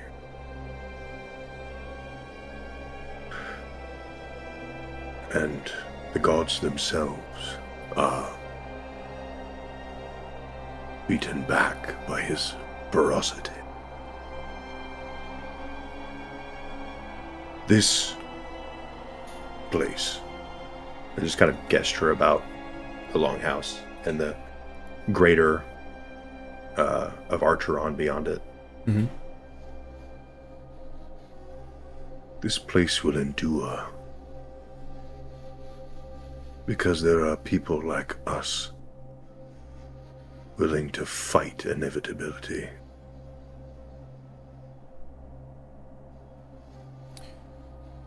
Kasumi,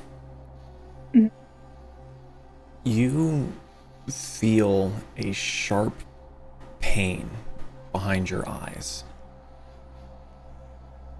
followed by a sense of anger that is not your own.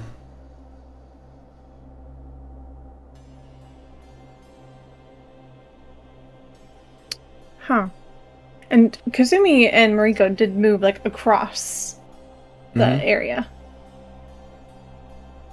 Am I hearing any voices or am I just feeling emotions? No voices.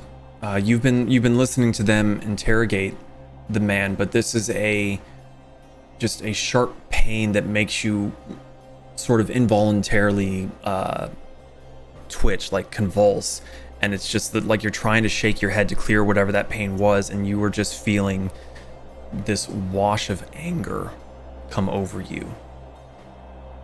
Kasumi like straightens her posture and kind of like leans forward.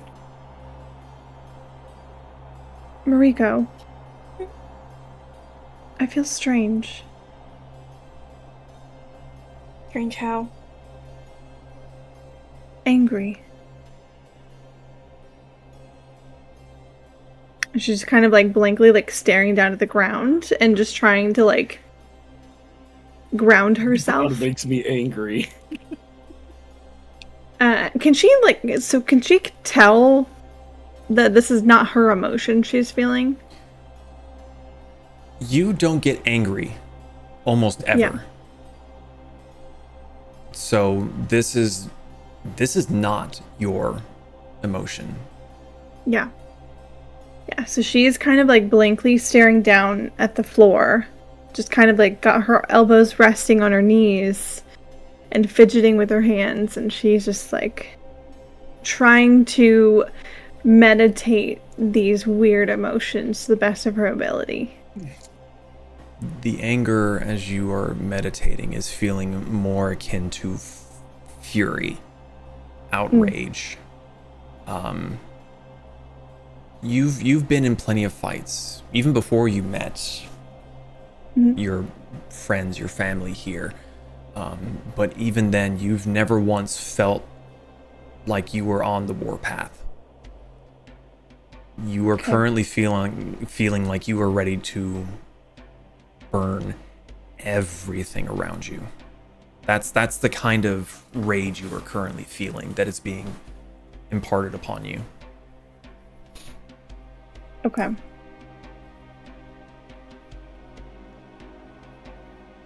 Riko's letting her try to meditate, but is keeping a close eye on her. Lakin, would you like to continue? Because this is kind of happening like right around the same time. Yeah. I look at the man, and it's obvious to me that he's not gonna give any intel. He looks very defeated.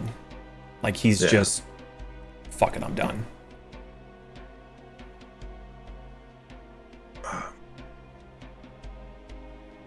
But if you wish, I can send you to a place that is free of it all. He kind of looks towards you and just kind of, I don't care. I have nothing to go back to. Start again? I have nowhere to go back to. Nowhere to go forward to. We knew if we got captured, we'd be cut off. There's nothing you can do to make me talk.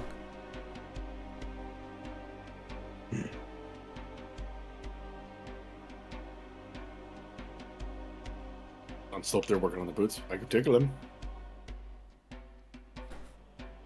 I look back over to the Jarl and where Gemini is kind of laying over.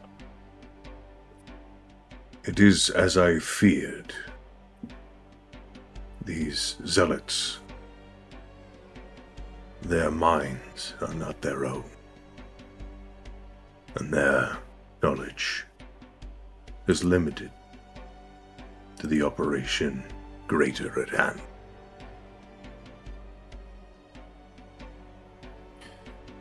Gemini leans forward again.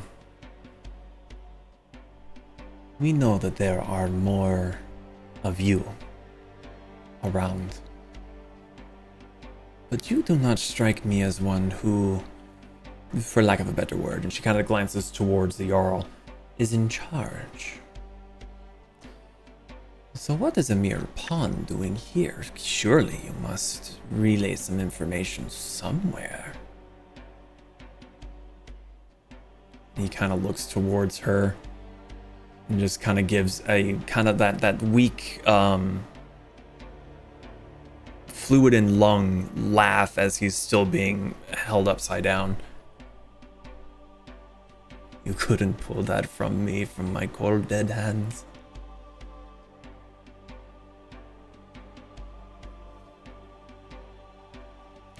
She then looks towards you, Lakin.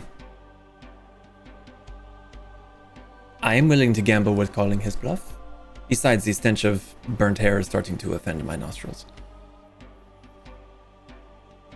Pez! Yeah. In the heart, please. I need the head and spine intact. Hmm? So, Shoot what should I him. do? Oh, shoot him. Oh, okay. I didn't know, like, I could have flayed him. Holly Maul. I quit. But that is just so on brand for Pez being like, okay. And? And? We don't usually torture people, so we're not good at this. Yeah, this is We're not professionals. all new to me. But yeah, I mean, I guess I could what's gonna be the least messy way? Any pew pew? I want to convert my multi-tool into the pistol configuration Okay. of fuego damage, Okay. just so we can cauterize the room and minimize the amount of blood. All right. I don't know, I'm coming to a kneecap kind of mood. Okay. We need to kill him. Oh, kill him? Oh. Oh, well, I mean, if you want me to just kill him, Shoot him we in just the need his heart. head, right? Gemini kind of... Shoot him in the heart. Gemini leans towards you. Did you find the ale? Look, I'm out of my element. Just shoot him in the heart. Zaan leans down as he's hanging right here. She points at the heart. Okay. Are you gonna stay Let up me on move the my train while he's... I'm gonna Oh yeah. point my pistol at him in the heart and look him in the eyes and say, "May the gods have mercy on..." Fuck it. Bang. May the gods have... What am I kidding? You don't believe in God. Make an attack roll for me. Just Just to see. Make sure you don't accidentally hit Zaan. It's 3 actions per shot, so it would just be like bang, bang, bang. Yeah, sure.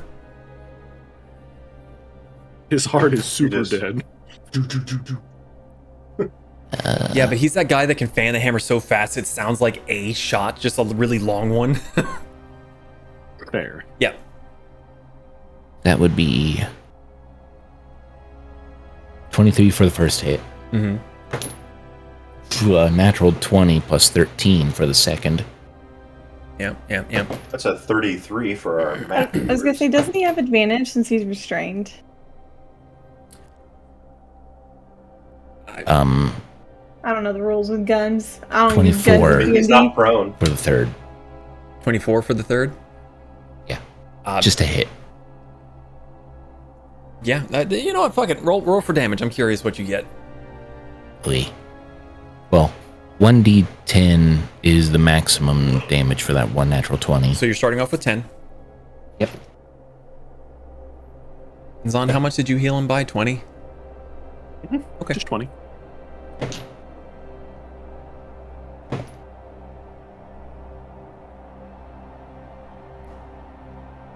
Plus 27, so 37 total heart damage.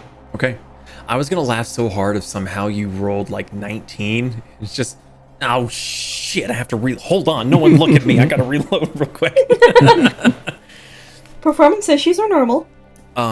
No, the 3 shots blast through this guy's chest. The first one goes in, doesn't make it all the way through. The second one goes right through the exact same hole, shoving the other bullet down out of the way so it can continue to go through, blowing out his back. And the other one's just to make sure. You have many people in the long house flinching and hands going to swords as they turn around to look at the table, and you're just...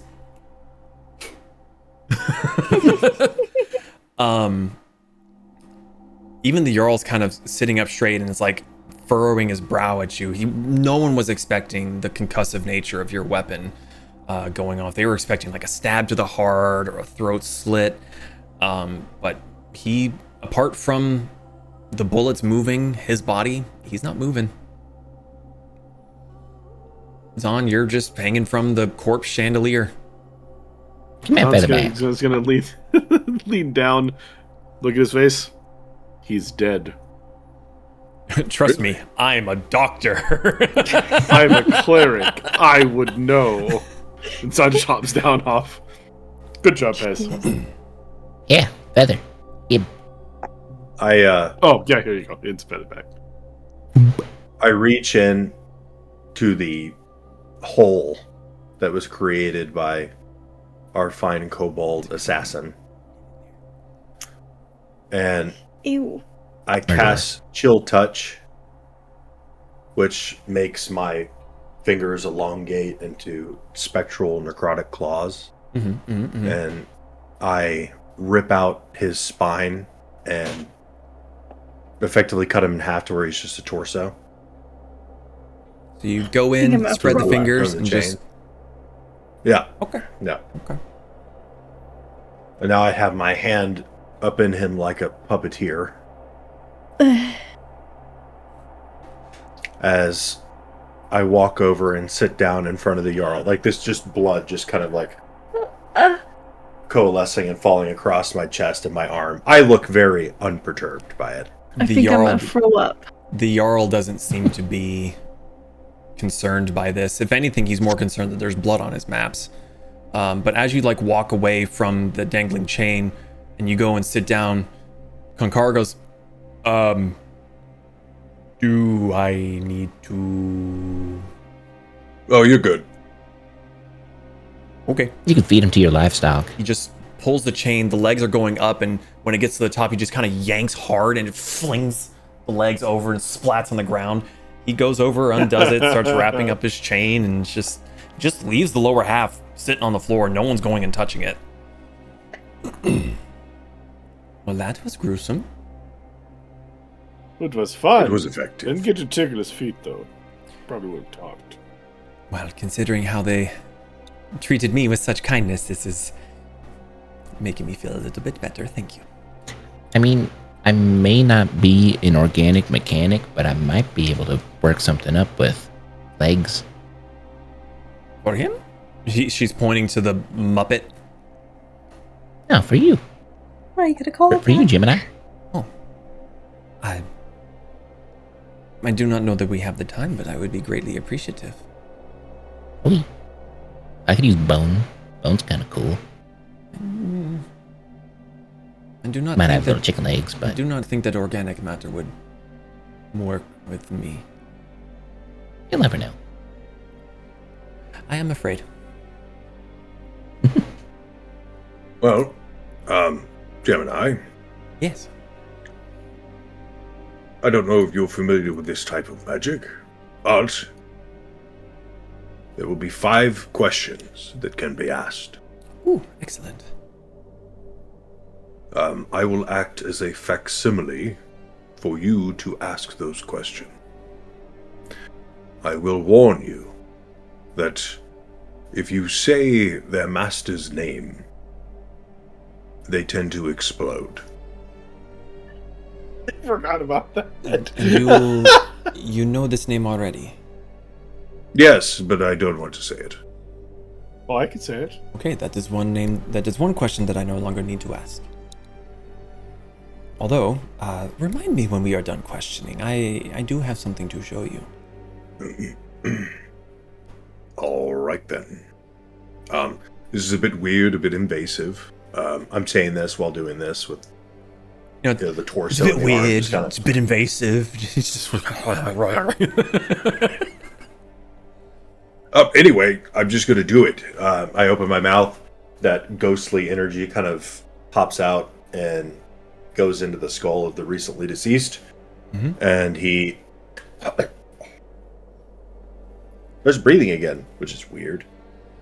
I can feel his diaphragm. I hate to tell you this. You have throat cancer. She watches this for a moment and seems to think.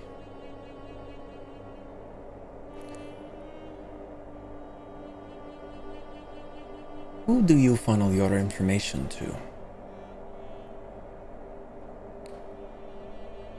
The torso takes in a deep breath. We report to the acolyte. Cedric.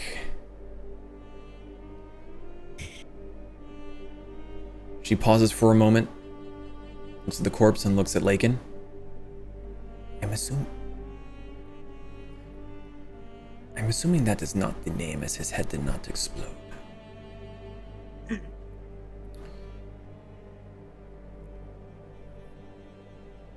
How do you find this acolyte?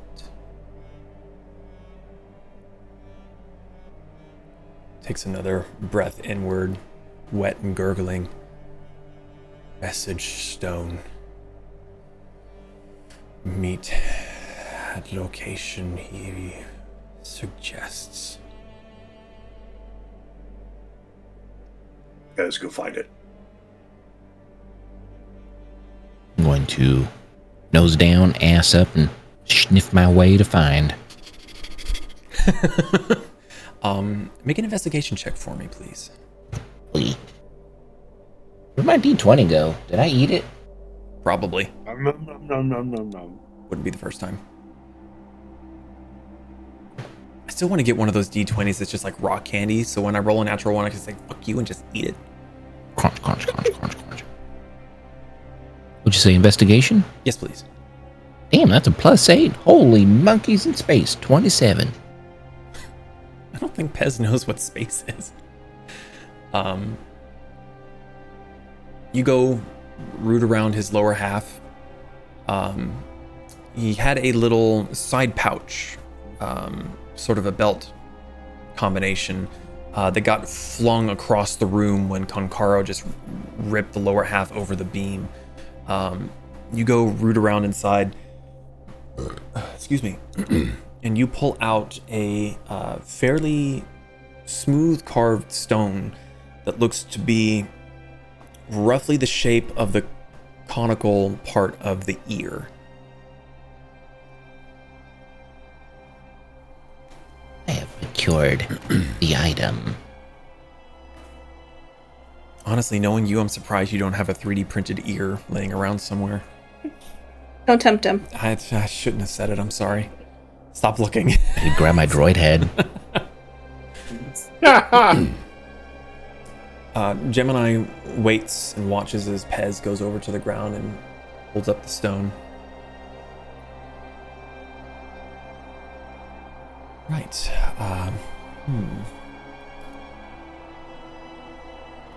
What makes this acolyte so different?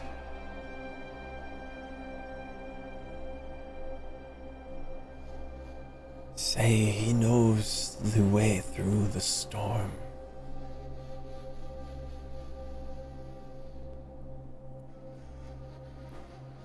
Gemini kind of looks around at the rest of you. Well. Anyone else have anything of import?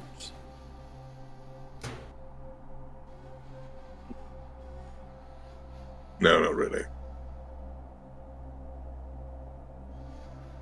Could just leave him like this, forever in torment. Well, no, I have one. Where does Cedric usually reside?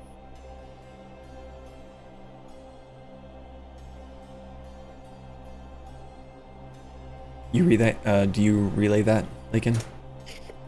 Oh yeah, sure. Okay, just making sure that there wasn't a discussion about the questions first. No. It's fine. The watery, breathy voice replies, I do not know.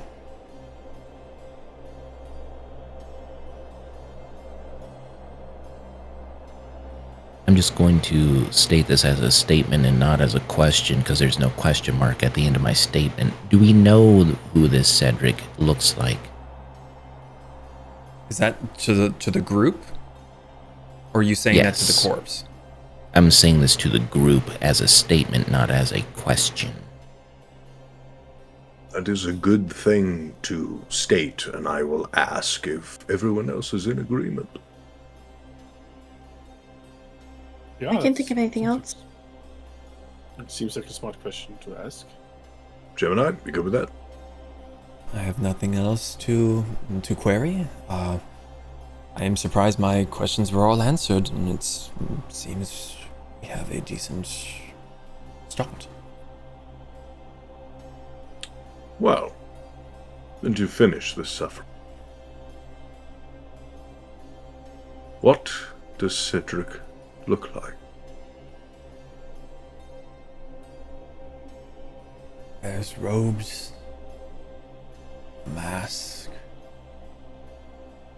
about my height.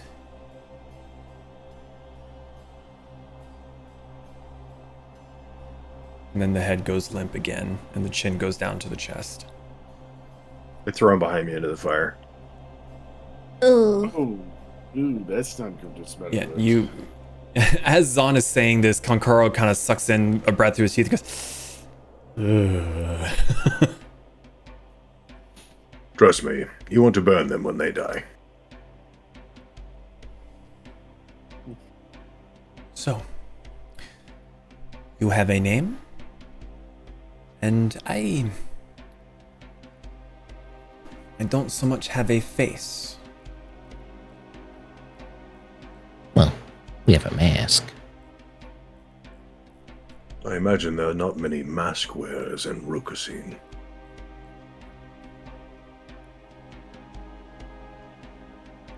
Where is that damn Plus, thing? I could see through many illusion. And if he talks to this sending stone, if I'm able to talk back, I can make myself sound like him. Mm-hmm. Oh, that's clever. We should do that. Moriko. I can also... Oh, go ahead, Pez. No. I was just going to say, Moriko, there are other tendrils from the artifact pointing within the city, correct? Mm-hmm. I just wasn't sure if we were going to take down each and every single one. There's a chance of one of them catching wind that what's happening. Well, can't have that now, can we? No, we should definitely close on loose ends. Well, maybe we could let that happen. Because what if we, I wouldn't say split up, but what if we get your father to assign some of his most trusted advisors to follow the other ones while we also follow one, and if one of them breaks rank and scampers off, could follow them to the enemy base. Well, I'd have to single out each one and then cycle back to one. Mm-hmm. Yeah, and then, to be fair, that's a good idea, but there's no guarantee they'd even, return to that point. Fair. Just I an have a idea. feeling this Cedric is the one who actually takes and dispenses the information. Mm. Now, from the stone, that means that he is not within the walls of the city. Likely not within the walls of the city. It would not be a bad thing for us to identify these other traitors in the midst of Volsung. Yeah. And then the Jarl can have his men do with whatever he wants with them. While we hunt They will Cedric. die. Yeah, that's good too, yeah. Yeah, that's a good idea. But another issue that I could see is I know a lot of the folks up here don't have their magic, but no telling if these here people have their magic, so they could disguise themselves. And unless other people know how to see through their disguises, then that could be an issue. Judging by the one you just eviscerated, I do not think that a magical deception is necessary. But it is a good thought. At least we can identify them discreetly, to start with. Speaking of, Mr. Pez, can you please go and grab my little brown satchel over there? I cannot exactly get across the room. Yeah! In a waddled way. Waddle. Bringing her satchel back to her, she opens it and rifles through, and she pulls out a piece of parchment that has a sketch on it. When I was captured, I was in a device. I could not see much, but I was hooked up to many things. Very few faces was I able to see, and this one figure was the most prominent, the one that stood out the most. I could not hear anything, the voices were mumbled, I do not know what was happening, but my energy felt like it was being drained. This could be the one with the name that makes the heads pop. It is the best that I could do with what I had. I am sorry to say that in my moments of clarity, I could only see out this distorted bubble of glass. And when Brick came to rescue me, I was very unceremoniously thrown through a gateway of some sort.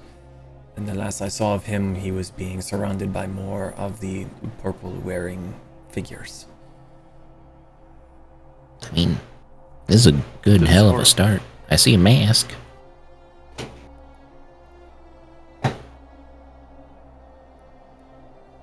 Unfortunately, that is all that I can really say to assist. That's pretty good. Seems like Kasumi, just so you are aware, that feeling is still ongoing. Okay. I was wondering. I was about to ask, so I didn't want to interrupt. Mm-hmm. I'm gonna ask Gemini. Do you still have? I mean, you're obviously still active and live.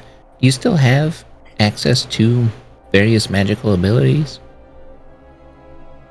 Why, yes. Much like brick, our cores are designed to produce our own arcane functionality. We could take you with us. She looks down at the stumps of her legs. I fear that I would be highly ineffectual. I mean, why do I just imagine fucking Lakin just like predatoring her on his back, just like that movie, just carrying her out? well, also C-3PO, which is what I was kind of getting at. But I mean, I could fashion you a harness, but that's only if you want. But again, it would take time to rebuild your leggies. While I am awake and mostly functional, I have not exactly tested the extent of my abilities again. I have not exactly had the room to do so, and she kind of gestures at the longhouse. This is where I have been and where I have been confined. Could integrate you with Cassie. Could throw you in the library. There's I'm pretty sure there's an individual in there who would love to talk with you. You wish to merge me with a hadrosaur? She's dead. Sorry, my apologies. You wish to merge me with a dead hadrosaur? Cassie is now the card. Yeah. That raises her soul... many more questions that I think need to be pushed to a later date as we focus on the task that is currently at hand. Yeah. The Jarl has been quiet for most of this, his eyes down on the map.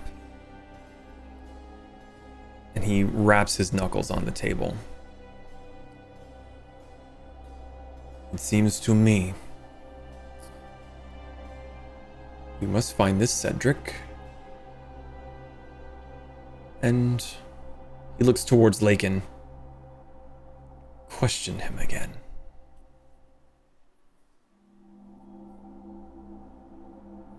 I could do that.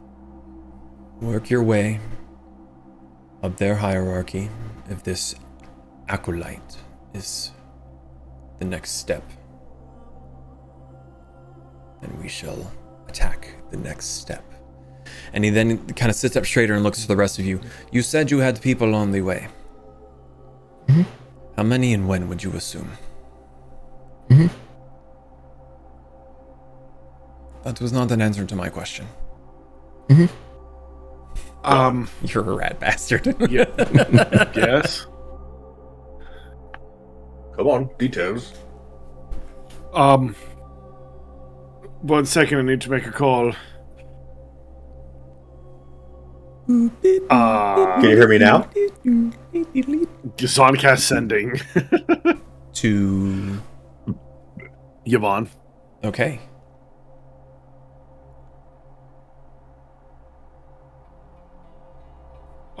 Time short. Do you have any word on possible people, boats, or other that might be headed our way? Trying to get a head count. That's it. Damn. No, wait, I was supposed to say thumbs on! No! Failure!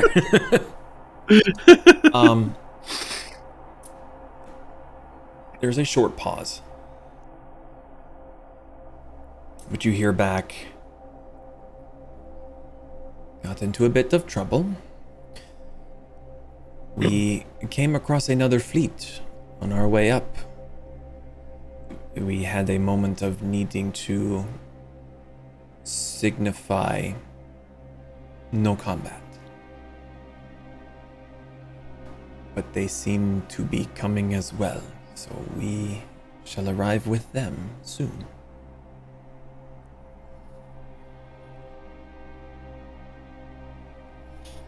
Well, Jarl, good news. Got plenty of help. Apparently 2 fleets. Zaan is smiling as nicely as he possibly can.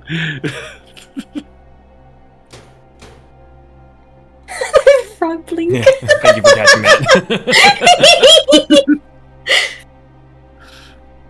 2 fleets. Uh-huh. On the one At hand, least 3 people. I am impressed by your connections for being a Rokasinian. From where do they It's hail? around. The nightly Hapamir. And I'm pretty sure they bumped into the pirate fleet from High Tide. And the process of coming here.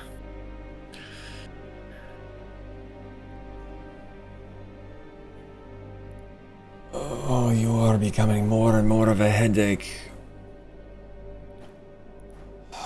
He leans back in his chair, hands to his temples, and calls out, Runar! To my side. And you see a figure that looks shockingly similar to the Jarl. But doesn't look like a Goliath. Bluish gray fur, more towards the gray, almost pointed ears, but just slightly rounded, wide bridge to his nose, covered in furs, has a satchel, looks like he has a signal horn on him. He's holding what looks to be a small stack of pieces of parchment. And he comes up. Yes, Father. Spread the word around. We are going to have many visitors. They are not to fight. Even those of Harpermere. The papers drop from his hand. I am sorry, Father. You said not to fight Harpermere. He goes, yes, boy. Believe it or not, they are supposedly coming to help. If they arrive, you find whoever is in charge and you bring them directly to me. That might be Yvonne. Yvonne or whoever claims to be in charge. You see, he looks flustered. He looks a little bit annoyed. And the pirates are supposedly coming as well. So Runar's picking up the pieces of parchment that he had. I will have it done, Father. He looks around at the rest of you and seems to... He pauses and he takes the time to look at every single one of you for about 5 seconds. And then he gives you a little...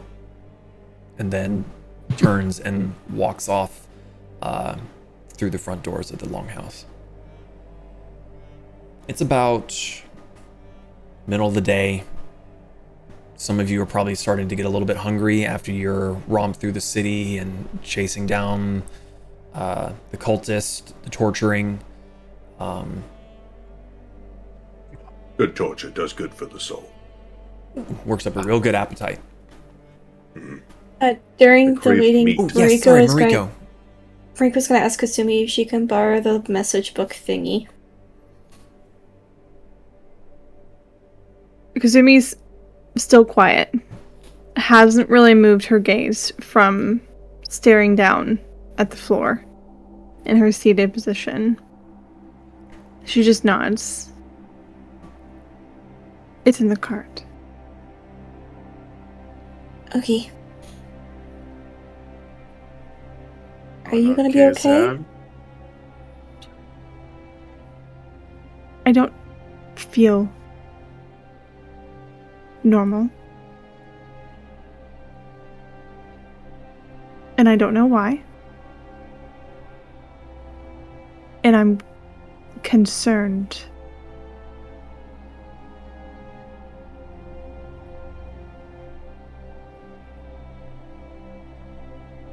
Zaan? Yes. I didn't do it. At Kasumi. Zaan, walks over to Kasumi and leans down. Oh, I mean, he doesn't really have to lean down. He's much shorter. He just looks up. She's still like seated on the bench. She's got like her elbows resting on her knees. She's leaned forward, eyes down to the floor, and like her knuckles are like white with how much she's tensing them, and she's just kind of like fidgeting with her hands, and like her jaw is tense. She's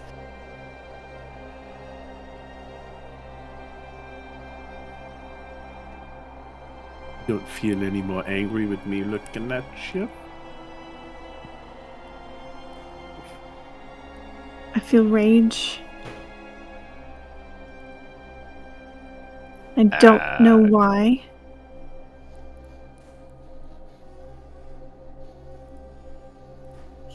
So Something is Not at causing me. this. It's good news. It's not me, I don't think. When did this feeling start? During the torture.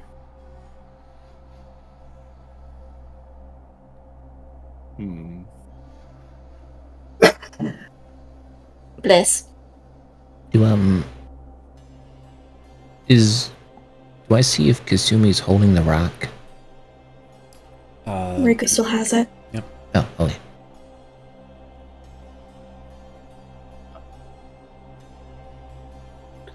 Well, I'm gonna try. Wait, did I take it?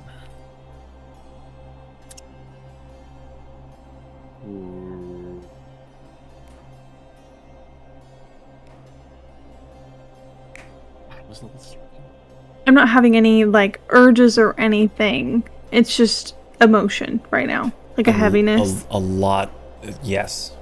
Heavy is a very good way to put that. You don't feel like you are. You don't feel like you're going to lash out. Seething. That seething anger is there, like you could if you wanted to, but you're not feeling an involuntary I'm gonna smash something. But Right. you also kind of feel like if you did, it might be a little bit cathartic. Right.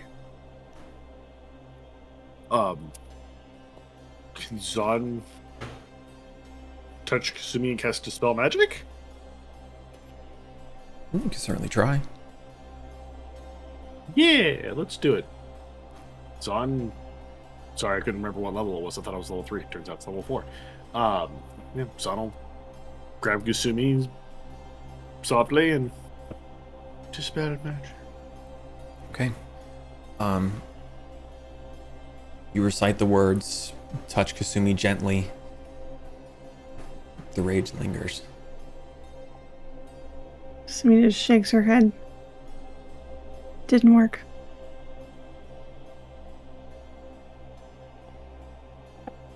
Well, I walk over to Kasumi.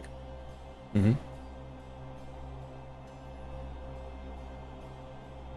I take a knee so she didn't have to like crane her head or anything.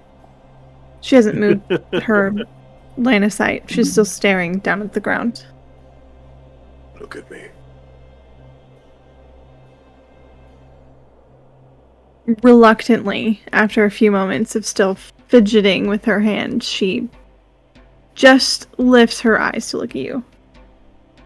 Looking into her eyes, DM, is there anything different? You've known Kasumi to be a very level-headed, somewhat mischievous creature. You've seen her irritated and annoyed, but this is an emotion that you've never seen in her, and it doesn't seem to be directed at you or anyone that you can tell around you. But as far as like physically, there's nothing different. You can just see in the way she's holding herself, her face, there's that anger. Do you think talking with your father will make you feel better?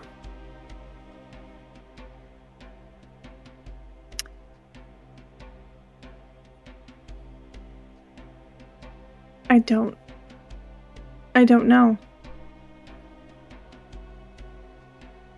Magic didn't help. And it just happened.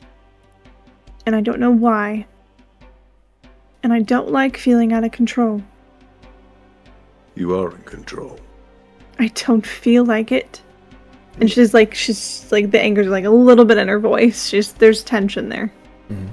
If you weren't, he would try to kill all of us.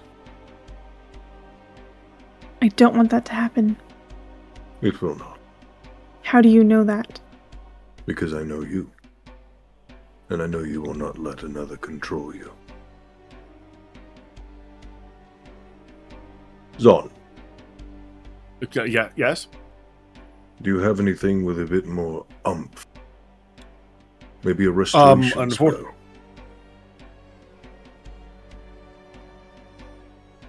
With a memento as I think...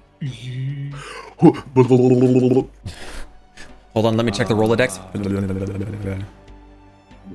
No? Unless it's a certain level that I can't upcast.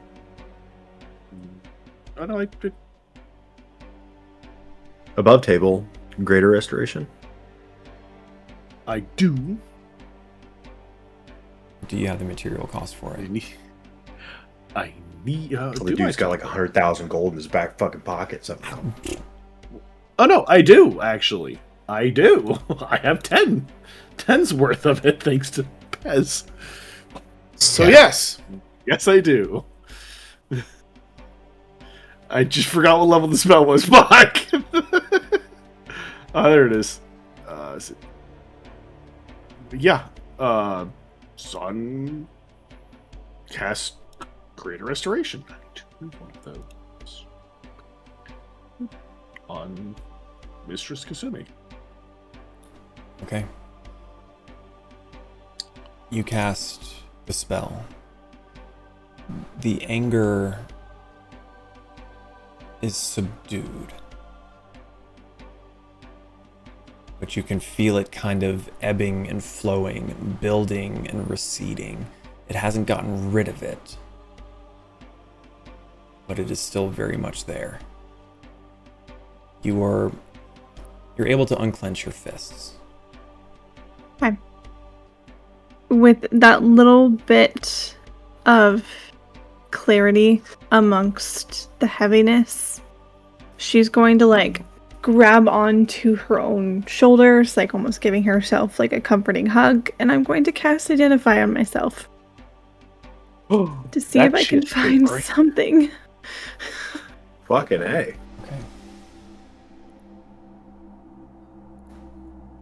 Let me check. More the specifics of it. I think that's really fucking cool. If it works. Hey, man, you don't know until the DM says yes or no. That's some big brain shit. Okay. I'm not as angry. You cast Identify on yourself. Mm-hmm. The anger is still bubbling in your chest. There is no spell affecting you. And you can somewhat feel the anger rising again. So she's kind of almost slightly rocking herself. Almost having a little bit of a mentee bee. And as she's just kind of shaking her head, staring down at the floor, she's like, it's not a spell. And it's not working, it's coming back. Kasumi. I can't stop it. Is it Sensei? I don't know. And it's building and it won't stop, and I'm afraid I'm gonna hurt somebody. Mariko. Kasumi. Oh, go ahead. You know how you helped me meditate and we did it together? Try doing that with me. Maybe I can help you center and figure out what the source is. We could try. come on. And, like, Mariko, like, tries to settle them to where they're facing each other, and she holds her hand out to her. Like, her hands. Okay. Kasumi gives her hands, and she kind of keeps her head down and is trying to breathe. Mariko's gonna try to meditate with Kasumi to try and help her originate the origin, kind of similar to how Kasumi helped Mariko reach out to Aaron that first time. Okay, so are you trying to guide her to Shensei? Figure out figure out the source. Okay. You place your hands on Kasumi's. You begin a joint meditation.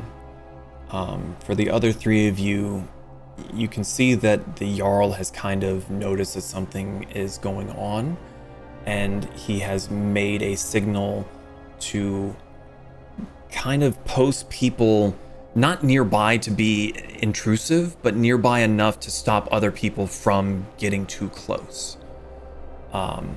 And as the two of you kind of place your hands together and you meditate,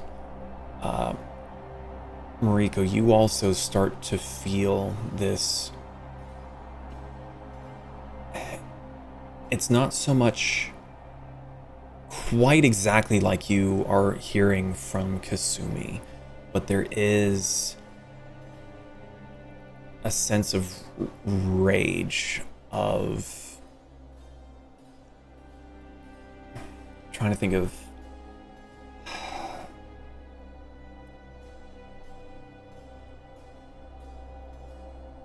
frustration. Frustration is a good one. Yes. It's almost seeping from Kasumi into you. You don't have the white-knuckled desire to break something, but you're starting to feel from Kasumi what she's been having happen to her. So I would like the both of you to try to more explain to me how you're searching or guiding through this so that I can try to weave it the correct way. Thinking of it mentally, it's more of a, because I'm imagining how it's just seeping out, kind of like how that one art exhibit is like the hydraulic arm that's like constantly trying to sweep up its own hydraulic fluid. Okay. How the oil is spreading. She's trying to help contain the spread of the frustration and like contain it to where you can find the center. Basically trying to find the leak. Okay. Kasumi, is there anything that you're trying to search for while this is happening, as Mariko's trying to help you kind of contain? From Kasumi's experience meditating, there are often times where she will try to search for a word, or at least a message. So she's used to using her meditation to find a message. So she's going to try to pierce through this storm in her brain and see if there are any types of messages, words, or whispers that appear. Okay. So Mariko, you feel this rage seeping from Kasumi through your contact with her, and you start to try to project your own calmer demeanor, just from the gentle touch of your hand, kind of just giving very, very gentle motions, a little bit of a caress, not like moving too much, but just that kind of reassuring sort of like very, very small circles, like, hey, I'm still here, I'm still paying attention. And you can kind of feel Kasumi twitching and tensing. Kasumi, you, with Mariko's guidance, trying to center everything back, it's about 5 minutes, 8 minutes, when your eyes snap open and you almost involuntarily say the word loss.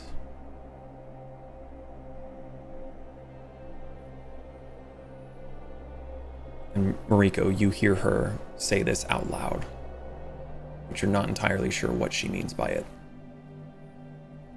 Loss? What loss?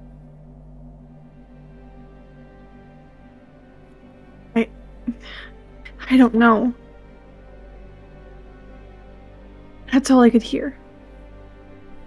And she's like, still like her grip on her hands was like tightened. You all would have heard her say this, by the way. Yes, Lakin. I go over to Zaan. Lean over next to him to where only he can hear me. Can you cast a sending message to Barnabas? Sure. Check his status. Remind me who Barnabas is again? That would be Kasumi's Kasumi's dad. father. Oh. Yeah, sure. You dumb shit. Sorry. I've been at this game for 1.5 years, and I remember more than you do. Yeah, but you're smart. I'm not. Oh, no. Yeah, Zaan cast sending. Okay. Hey. Kasumi's friend Zaan. Just checking in. Is everything okay?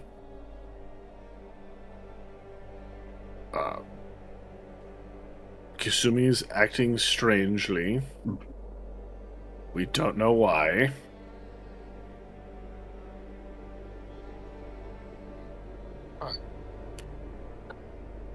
Not really sure.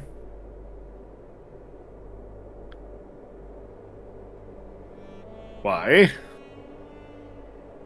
Sorry. Love's on.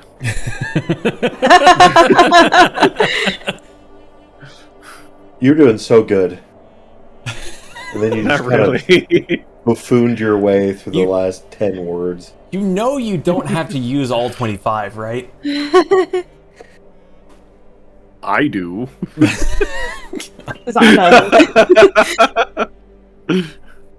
The first reply you get is waking me up in the middle of the night. I am in Chunsu to see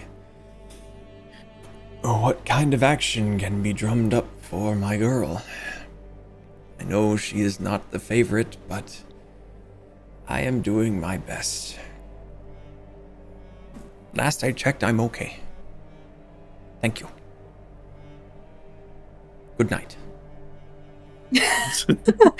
Fuck off. You have to realize that this is the other side of the world, so you woke up this man from a dead sleep. I was doing what I was told. No, you did. That's just kind of a, in general, for people that may not know, Barnabas is literally on the other side of the planet right now.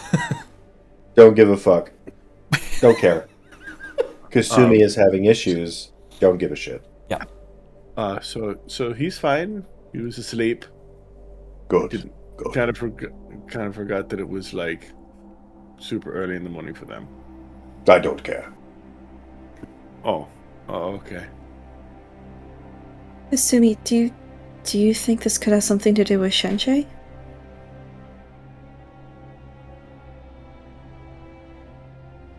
She's just kind of like tensing her jaw and staring still straight at the ground. Just a lot of that anger has moved to her posture. She's trying to just hold it. Do you want me to I don't. message Shenshei? Kasumi stands up. She grabs in her bag and pulls out 2 bones. And she aggressively starts carving in them. And then she walks over to the hearth and she throws them in. And she's casting Draconic Rune Casting. Okay. She's doing the guidance casting for a simple yes or no question. And the question is this burning anger related to Shenshei? You cast the bones into the flame as you ask the question. And the bones explode with an intensity that sends embers flying everywhere.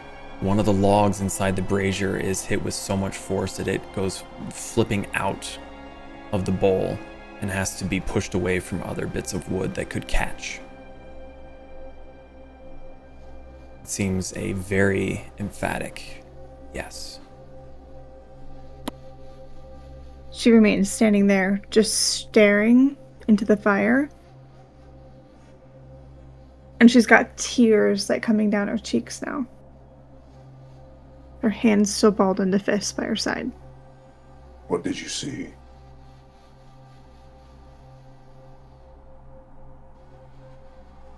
I saw nothing, but it's Shenshei. And her voice is shaking. Reiko goes over and, like, very gently places a hand on Kasumi's back. That way, Kasumi has the ability to either move away or move closer towards her touch. She just stands there. Do you want to talk to him?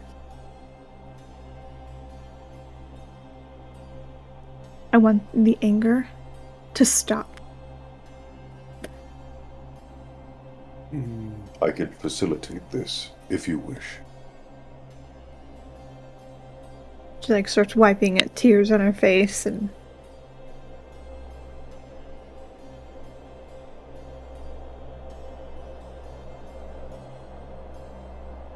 what are you gonna do?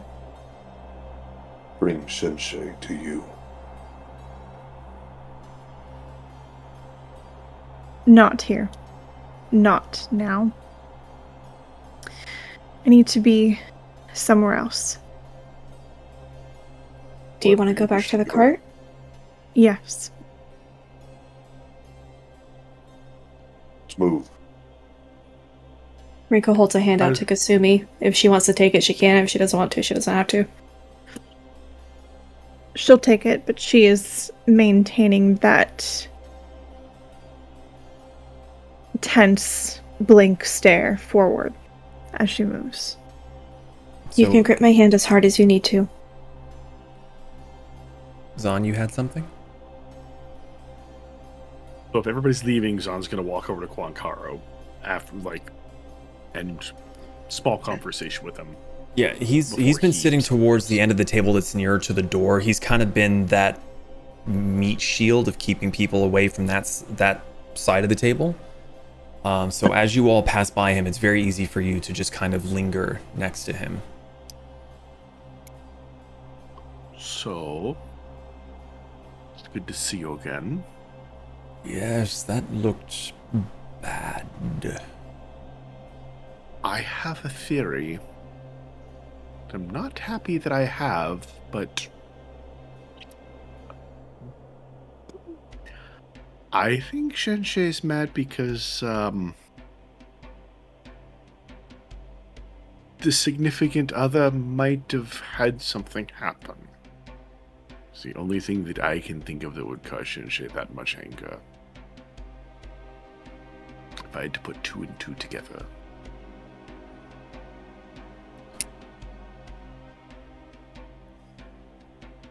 I will not take that bet. I don't want to take it either, but We have lost too many gods as is. well, that being said, at least take some comfort that Valkyrie in some way, shape, or form isn't dead. Any other day that would have filled my heart with joy. And yet for some reason I am filled with dread. Yeah, me too, just a little bit. So I will catch up with you a little later. I'm gonna go figure this out. You go to step away, and he brings you back in for a much gentler hug this time around. I said gentler. But then he sends you on your way. I will be here or nearby here. As you walk, you wave to the Jarl. Sorry if it was a headache. He's not paying attention to you. That's fine. Still walks out. Okay. You all make it back to Cassie. She did what she was told, and she stayed up on her little, spidery legs, and then lowers down when you guys come near. Door opens up.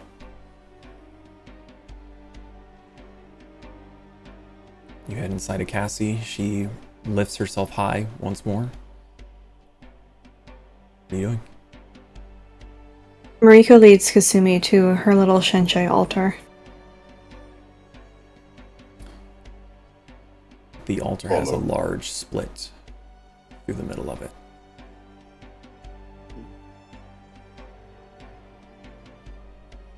Kasumi's going to drop to her knees and place her hand on it.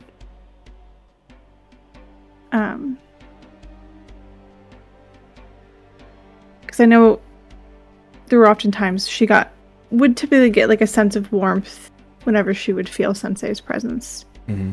She's touching to see if she feels anything. Though it is made of wood, it feels, as you touch it, like you are touching hot iron.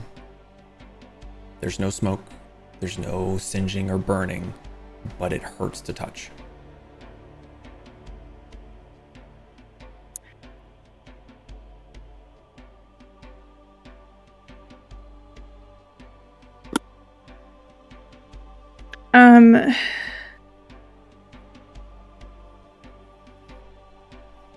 She is going to reach into her bag and get out 7 more bones. Okay. And she's going to etch in the runes and going to cast them for a vision casting to attempt to get an apparition of Shenshai. Okay. Where are the rest of you? I know Mariko led her up to the shrine. Did you all follow? Probably looming in the doorway. Mariko's staying near the doorway, giving Kasumi her space, but staying near in case she needs her. So, especially for you two, since you're comparatively new, when you go up the switchback stairs, you've got the master bedroom on the right, and you've got the spare bedroom on the left, and you go down, and the workshop is on the right. As you're going down this hallway, there's a smaller side hallway between the guest room and the library on the left. The altar is up against that wall with its back to a window that opens up on the top. So it's not so much a doorway, you're kind of in the entryway of a second hallway. It's kind of like a cross almost deal. Well, she's staying towards the mouth of the hallway. I just wanted to make sure that you guys had a good picture of it. So the right wall goes straight across. The left wall goes and has a little divot. There's a little alcove where there's a window, and the altar is up against the wall. That's how you make it divot. Shut up. Sorry. But yes, I'm standing behind Moriko. I've got a hand on her shoulder, another hand on the wall. Okay. Pez, are you up there as well? Right now, what I'm looking for is a little summoning thing for Coyote. Oh. Did you keep that, or did Vanera keep it? I believe we kept it when she parted ways. Yeah. Okay. Yeah. That was one of the I just things don't remember what it's called. It's a little coin. Mm-hmm. I think it's a coin, or is it a stone? I think it was a stone. I thought it was a stone. Yeah, it's a stone. Write that down. I'll help you look for it. I may have to check Vanera's inventory. It may have been given to you verbally, but I don't remember if she still has it in there that I can probably find.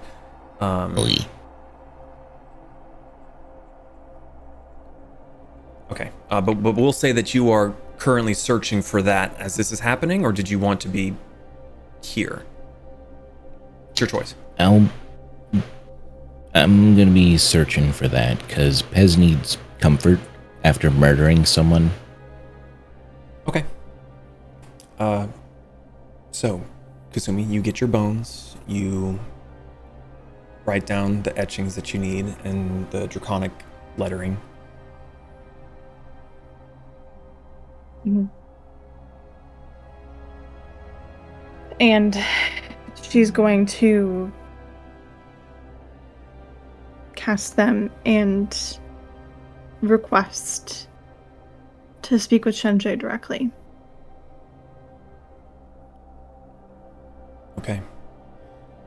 Let me take a look at that real quick. I did also go ahead and roll for the effect that it would have on me. Okay.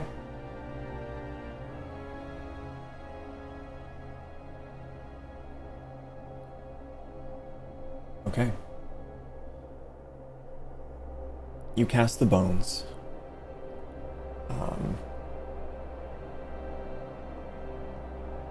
You all begin to feel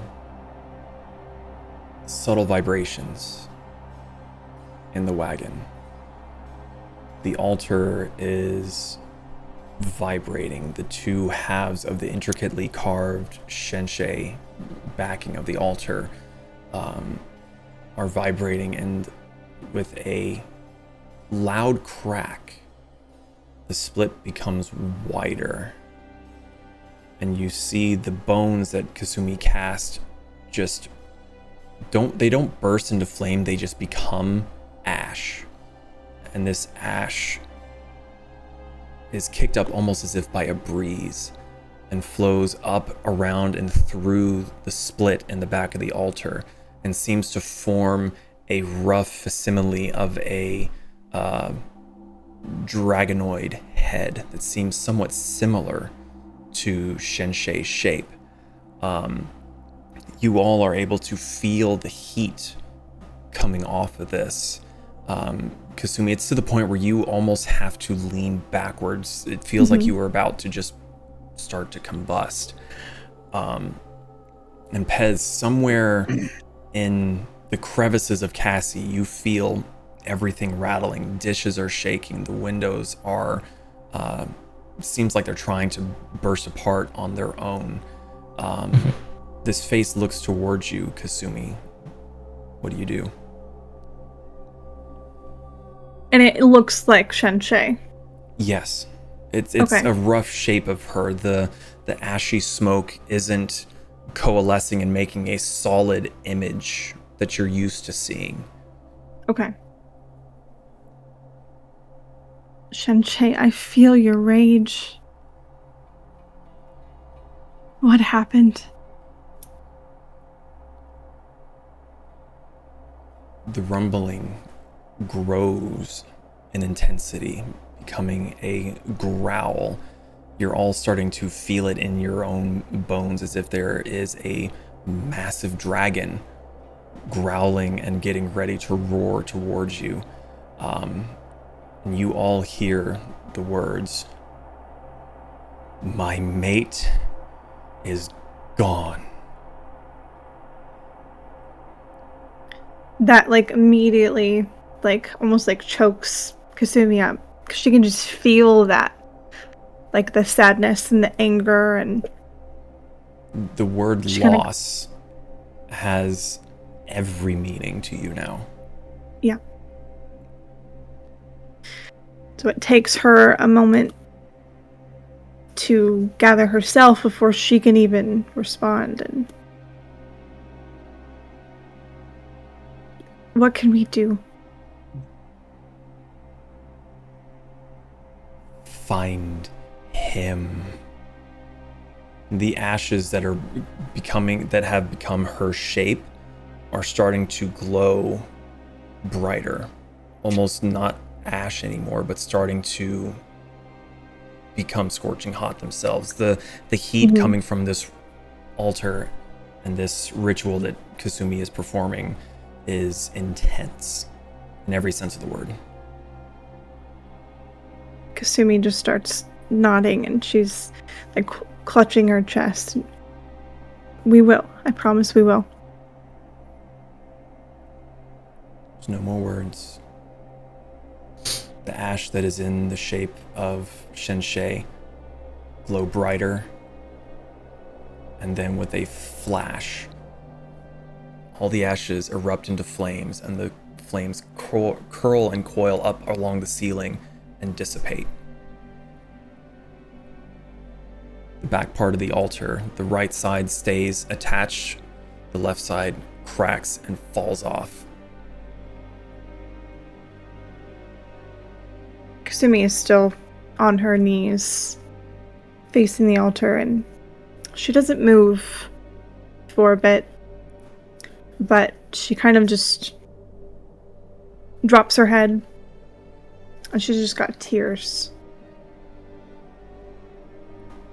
And she just stays there, in mourning.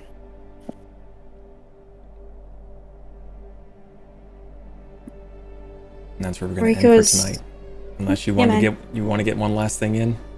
Mariko was just going to go and get a small clipping from her bonsai and set it at the altar for Shenshe. Okay. You take the clipping, and as you go to put it down, you can feel the heat radiating from the altar. You place the petal down, but it does not burn. And that's where we're going to end tonight. Yay, emotional trauma. Emotional damage. Murder. Damn. All right. Thank you all so much for joining us tonight. We will be back in 2 weeks to see where this takes us and how the Tempests decide to move forward with stopping whatever is currently going on. Any final questions, comments, concerns before we round out for tonight? Join us in the Discord where we do stuff and things. Yes, sir, you, sir. Yeah. Can we be level 15? Fuck it. Why not? Yay! Oh, God. Look, Just emotional. Oh shit! One of us is dying next session. Well, but you also made it across all of Rokasing. You've made it through the orc lands. You made it through the desert.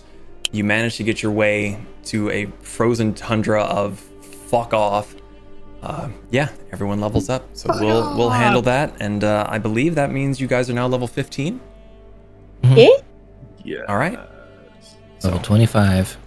You you need to be taken back. But this is a fucking Pathfinder. Thank you all so much for joining us. We'll be back in 2 weeks. To see where this goes. Thank you all for joining. Be safe. Have a good weekend. Have a good week. And we'll see you the next time we go live. Good night, everybody. Bye, everyone. Good night, everybody. Bye.